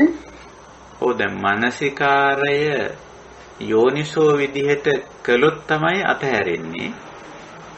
මානසිකාරය අයෝනිසෝ කළොත් ඒ කියන්නේ ගාහි වෙනවා අල්ලා ගැනෙනවා. තණ්හාමාන දිට්ඨිය වශයෙන් අල්ලා ගැනීමක් තමයි වෙන්නේ. අයෝනිසෝ වුණොත්. නමුත් යෝනිසෝ වුණොත් මිදෙනවා. දැන් අපි මෙතනත් ඇත්තටම අපි අතීත නැත්තම් පුබ්බේ නිවාසය අනුස්මරණය කරන මේ බුදුහාමුදුරුවෝ කියන විදිහට ඒක කළොත් යෝනිසෝ විදිහට කළොත් එතකොට පංච උපාදානස්කන්ධය පිළිබඳව තියෙන උපාදානය ඒක අර මමත්වයෙන් ගන්න ගතිය දැන් අපි අර දැන් රූපය මෙනෙහි කරලා අතීතං ඒවං රූපෝ වහෝසින් මම මෙන්න මෙහෙම රූපවන්ත කෙනෙක් වෙලා හිටියා අතීතේ කියලා ඕක මෙනෙහි කරලා සමහරු එක්කෝ ඒ ගැන උද්දාම වෙනෝ මානයක් ඇති කරගන්නවා මං වගේ රූප සම්පත්තියෙන් යුක්ත කෙනෙක් ඉස්සර කවුරුවත් හිටියේ නෑ ආදී වශයෙන් කියලා. එහෙම නැත්නම් අනේ මගේ රූපේ ඉස්සර කොහොමද දැන් කොහොමද මේ බලන්න වෙලා තියෙන දේ කියලා එක්ක තැවෙනවා වර්තමාන. ඉතින් ඔය දෙකම කෙලෙස්නේ. එහෙමයි. දෙකම කෙලෙස්. අර යෝනිසෝ මනසිකාර කරන එක්කෙනාට ඔය දෙකම නැහැ. එයා දන්නවා ඕ අතීතේ මම මෙහෙම රූපවන්ත කෙනෙක් වෙලා හිටියේක හැබෑව. තරුණ කාලේ නව යෞවන කාලේ එහෙම හිටියේක හැබෑව. නමුත් ඉතින් මේ රූප ධර්මයේ විපරිණාමයටපත් වෙනෝනේ. මේ වර්තමානයේ මේ තියෙන්නේ මේක විපරිණාමයටපත් වෙලා තියෙන අවස්ථාවක් නේ කියලා ඒ අවබෝධය තියෙන. එතකොට යෝනිසෝ මනසිකාරණේ එතනදී තියෙන අයෝනිසෝ නෙවෙයිනේ. නෙවෙයි. ඔව්. එතකොට ක්ලේශය දුර වෙලා යනවා. අර කෙලෙස් උපද්දන්නේ නැහැ. ඒ ගැන ඔය ඇලීම් ගැටීම් දෙපැත්තටම යන්නේ මුලා වීම පැත්තට යන්නේ. ඒකයි ඔය මේ කියන කාරණේ හරි. යෝනිසෝ මනසිකාරයට ගියොත් සුතමය, චින්තාමය, භාවනාමය කියන හැම පියවරේදීම ඕක අවශ්‍යයි. විශේෂයෙන් චින්තාමය පියවරේදී යෝනිසෝ මනසිකාරය තමයි අපි ගන්නෙ. අර ගන්නකොට යම් ක්ලේශයක් හටගෙන තිබුණා නම් රූපේ වේදනාව සංඥා සංකාරය සම්බන්ධයෙන් ඒක පිළිබඳව කිසියම් ආකාරයකට ඒකේ අර ශක්තිම අර කෙලෙස්යේ තියෙන දැඩිකම අඩු වෙලා යන. ඊට පස්සේ භාවනාමය පියවරේදී අපිට ප්‍රත්‍යක්ෂ වෙනවා ඇත්ත තමයි මේක මේ මම මේ මතක් කර ඉඳලා තියෙන්නේ මේ පංචස්කන්ධයේ අතීත ස්වභාවය නේද කියලා. මේ වර්තමානයේ මම මේ අතීතයක මොකටද දැන් මේ වර්තමානයක පිළිගත්තනම් ඇතිනේ. අනාගතය ගැන හිතන්න දෙයක්වත් නැහැ. දැන් මේ වර්තමානයේ පවත්වගෙන වර්තමානයේ එක්ක හිටියනම් ප්‍රමාණවත් නේ කියන අවබෝධය එනවා. වර්තමානයේන යාපෙන්ති තේනවන්නෝ පසීදති. බුද්ධ දේශනාව එහෙමනේ. අතීතං නානුසෝචಂತಿ. අතීතය මතක් කරලා ඒක පිළිබඳව අනුශෝචනා කරන්න ඕනෙත් නැහැ. පජප්පන්ති නාගතං අනාගතයේ පිළිබඳව නිකන් අනවශ්‍ය මේ මනෝ සංකාර මානසික සැලසුම් කරන්න ඕනෙත් නැහැ. වර්තමානයේන යාපෙන්ති දැනට මගේ රූප වේදනා සංඥා සංකාර විඥාන මෙහෙමයි. ඉතින් ඒකට නොඇලී නොගැටී නොමුලාව ඉන්න පුළුවන්. අර යෝනිසෝ මනසිකාර කරන කෙනාට. එහෙමයි. ඉතින් ඒ විදිහට තමයි ඕකේ භාවිතය. එහෙමයි. හොඳින් වැටුණා ස්වාමීන් වහන්සේ වහන්සේට ගොඩක් කුසල්. ස්වාමීන් ඔව්. මේක කෙනෙක් අහන්න නැත්නම් සනන්ත මට තව ප්‍රශ්නයක් දැන් වහන්සේ මේක තේරුම් කරලා දෙන්න නිසා මතක් වුණා. අතන ස්වාමීන් පෝනෝ භවිකා නන්දි රාග සාගතා තත්ත තත්තාමි නන්දිනී කියනකොට එතන පෝනෝ භවිකා කියන්නේ මේ පුබ්බේ නිවාසානුසුති කියන එකම දේ කතා කරන්නේ. එතන තණ්හාව ගැන විස්තර කරද්දීනේ එතන වචන ටිකට අපි හමු වෙන්නේ. පෝනෝ භවිකා කියන්නේ ඔව් යායන් තණ්හා පෝනෝ භවිකා නන්දි රාග සාගතා తත්‍ර తත්‍රා විනන්දිනී සියති ඉදං කාම තණ්හා භව තණ්හා විභව තණ්හා. එතකොට අපි ටිකක් එතන સંદર્ભය එතන වටපිටාවත් එක්ක ගමු. යායන් තණ්හා තණ්හා කියන එක අපි දන්නවා ඇලීම ගැටීම මුලාව කියන තුනම හෝ තුනෙන් එකක් හෝ දෙකක් හෝ වෙන්න පුළුවන් තණ්හා කියන වචනෙන් කියවෙන්නේ. එතකොට දැන් අපි මේ කියන විදිහට පුබ්බේ නිවාසානුස්සතිය කරනවා යම් කෙනෙක්. කෙරෙනවනේ කාට. එතකොට ඒ පුද්ගලයා අයෝනිසෝ මනසිකාර කෙරුවොත් ඔන්න තණ්හා උපදින. ඇලීමක් ඇති වෙනවා, එක්ක ගැටීමක් ඇති වෙනවා, එක්ක මුලාවක් ඇති වෙනවා. ඇති වෙලා මොකද කරන්නේ? පෝනෝ භවික වෙනවා ඒක. යායන් තණ්හා මේ ඇලීම නැවත නැවත. ගැටීම නැවත නැවත. මුලාව නැවත නැවත.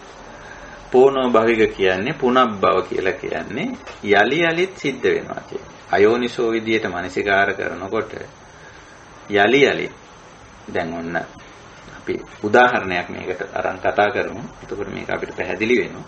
අපි හිතමු මේ අපේ රූපකාය කියලා. එතකොට අපේ රූපකාය ඔන්න අපි පුබ්බේ නිවාසානුස්සතිය වෙලා හෝ කරනකොට හෝ අපිට මතක් වෙනවා. දැන් ඉන්නේ අපි හිතමු මැදි වියේ හරි මාළු වියේ හරි කියලා. අපි මැදි වියේ කියලා හිතමු. තරුණ වියට ආසන්න විය. මතක් වෙනවා මම තරුණ වියේ නව යෞවන කාලේ මේ මගේ ශරීරාංග කොච්චර හැඩට ලස්සනට අලංකාරව සම්මත හැටියට සම්මුතික වචන වලින් මේ කතා කරන්නේ. හැඩයි ලස්සනයි අලංකාරයි කියන්නේ සම්මුතික වචන. මේ සම්මුතිය ඉන්නේ කොහොමදත් අපි මෙනෙහි කරන්නේ. අයෝනිස මනසිකාරයේදී එහෙම. ඉතින් කොච්චර ලස්සනට හැඩරුවට පිළිවෙලට හිටියද දැන් බලන්න මේ හැටි කියලා ඔන්න අර වර්තමාන ස්වභාවයක ගැටුමක් ඇති වෙනවා. අන්න තණ්හා. අපි කියවනේ තණ්හා කියනකොට ඇලීම ගැටීම හෝ මුලාව කියලා. අන්න දැන් වර්තමාන ස්වභාවයක ගැටෙනවා. අතීතයේ එක් ස්වභාවයට ඇලෙනවා. මේ රූපකායමයි. ඉක්ම ගිය කොටසට ඇලෙනවා. වර්තමාන කොටස එක්ක ගැටෙනවා. ගැටිලා මොකද කරන්නේ? ඔන්න දැන් පෝනෝ භවිකා. යලි යලිත් කරන්න පටන් ගන්නවා. මොකද්ද? මම බලන්න ඕන මං ඉස්සර හිටි මට්ටමට ආපහු ටිකක් ගේන්න. ආපහු කරන්න පුළුවන්ද කියලා. ඒ උත්සාහ කරනවා. ඊට උත්සාහ කරනකොට මේක ලැබෙන්නේ නැහැ. යම් පිටචන් නලබති. ඒක ලැබෙන්නේ නැහැ සෝපාදහමට අනුව. ඉතින් ආයි දුක් වෙනවා. ආයි විහිසටපත් වෙනවා. ආයි මේක මේ පොනෝ බයික තත්වයටපත් වෙනවා. ආයි දුක තමයි හම්බ වෙන්නේ. එතකොට පොනෝ භවිකා කිව්වම අරක නැවත නැවත කරන්න උත්සාහ කරන නැවත නැවත ඇලෙනවා නැවත නැවත ගැටෙනවා නැවත නැවත දුකටපත් වෙනවා. ඒකයි ස්වභාවය. ඉතින් නන්දි රාග සහගත එතන තව වචන දෙකක් බුදුරජාණන් වහන්සේ භාවිතා කරලා තියෙනවා. නන්දි කියන්නේ තණ්හාවටත් නන්දි කියනවා සතුට කියන අර්ථය දෙන්නත් නන්ද කියන වචනේ යෙදিলা තියෙනවා.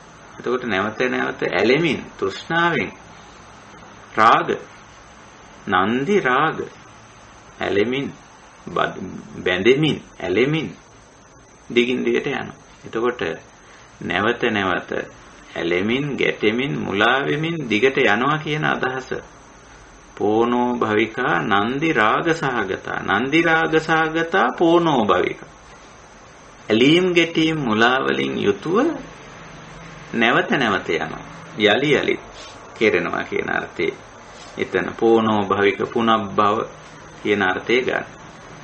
ඉතින් ඔබතුමීගේ ප්‍රශ්නේ උනේ මේ මොනවාද පුබ්බේ නිවාසානුස්සතියමද ඒක කියලානේ.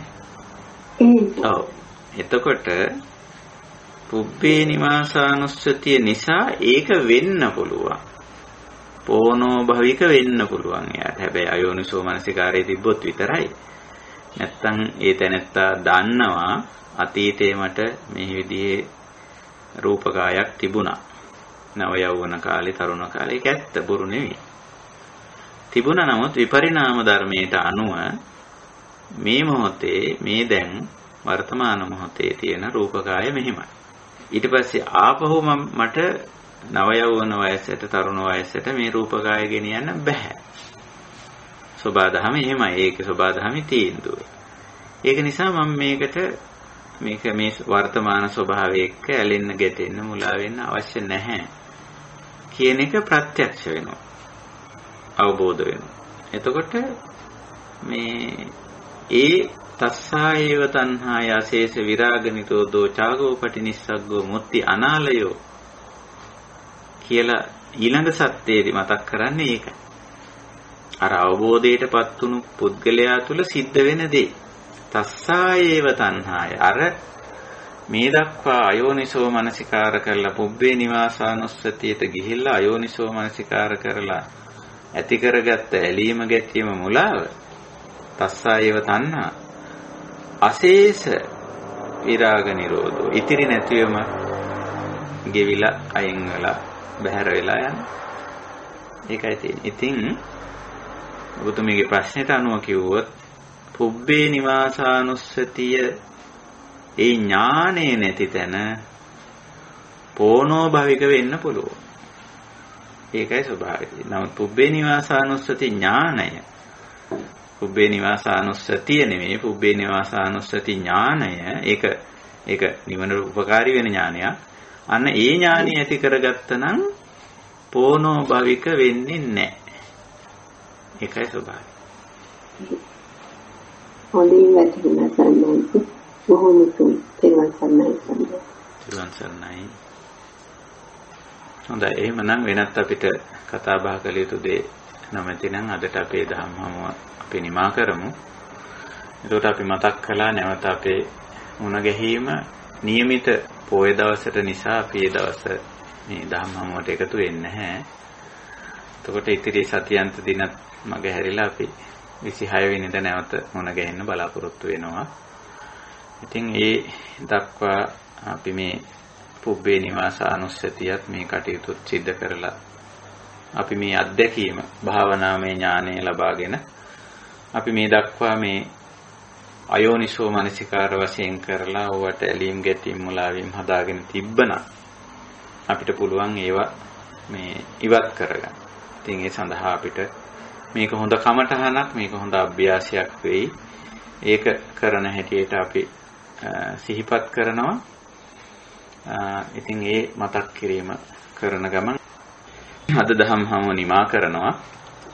ඉතින් අපි කජ්ජනීය සූත්‍රයේ ඉතිරි කොටස් ඉදිරි අවස්ථාවලදී අපි සාකච්ඡා කරමු. එහෙමනම් අද මේ සඳහා සූත්‍රයේ යෝජනා කළ අපේ කල්යාණ මිත්‍රයාටත් බොහොම පිං. ඒ වගේම අපිට මේවා මේ විදිහට අවබෝධ කරලා දෙන්න උත්සාහ කරපු අපේ දහම් ගුරුවරු අපිව හැදුව වැඩුව මව්පියෝ මේ ධර්ම මාර්ගයේ ඉස්සරහට යන්න අපිට අදත් කල්යාණ මිත්‍රත්වයෙන් උදව් කරන සිව්පසේ සප්‍රේමෙන් අපේ ගමනට නොඑක් විදියට පෙනී දුර ළඟ ඉඳගෙන අපි සියලු දෙනාගේම මේ ධර්ම මාර්ගයට උපකාරී කරන සියලුම දෙනාම අපි කෘතවේදීව සිහි කරමු. අප මේ වඩන්නා වූ පින් කුසල් අනුමෝදන් විය හැකි තාක් සියලු දෙනා අනුමෝදන් වේවා. හැම දිනාගෙම ජීවිතය යහපත් වේවා සුවපත් වේවා. නිවන් මාර්ගට පැමිණ නිවනින් සැනසේවා. මේ ධර්ම අවබෝධය අපි හැම දිනාටම මේ ජීවිතයේදීම මේ උතුම් ඥාන පුබ්බේ නිවාසානුස්සතිය ආදී උතුම් ඥාන වර්ධනය කරගෙන මේ ජීවිතයේදීම නිර්වාණ ධර්මයේ සාක්ෂාත් කිරීම පිණිසම උපකාරී වේවා උපනිශ්‍රේ වේවා හේතු වාසනා වේවා කියන උතුම් අදිෂ්ඨානයෙන් අදත් අපි සදහම්මම නිමා කරනවා. හැම දිනාටම තෙරුවන් සරණයි.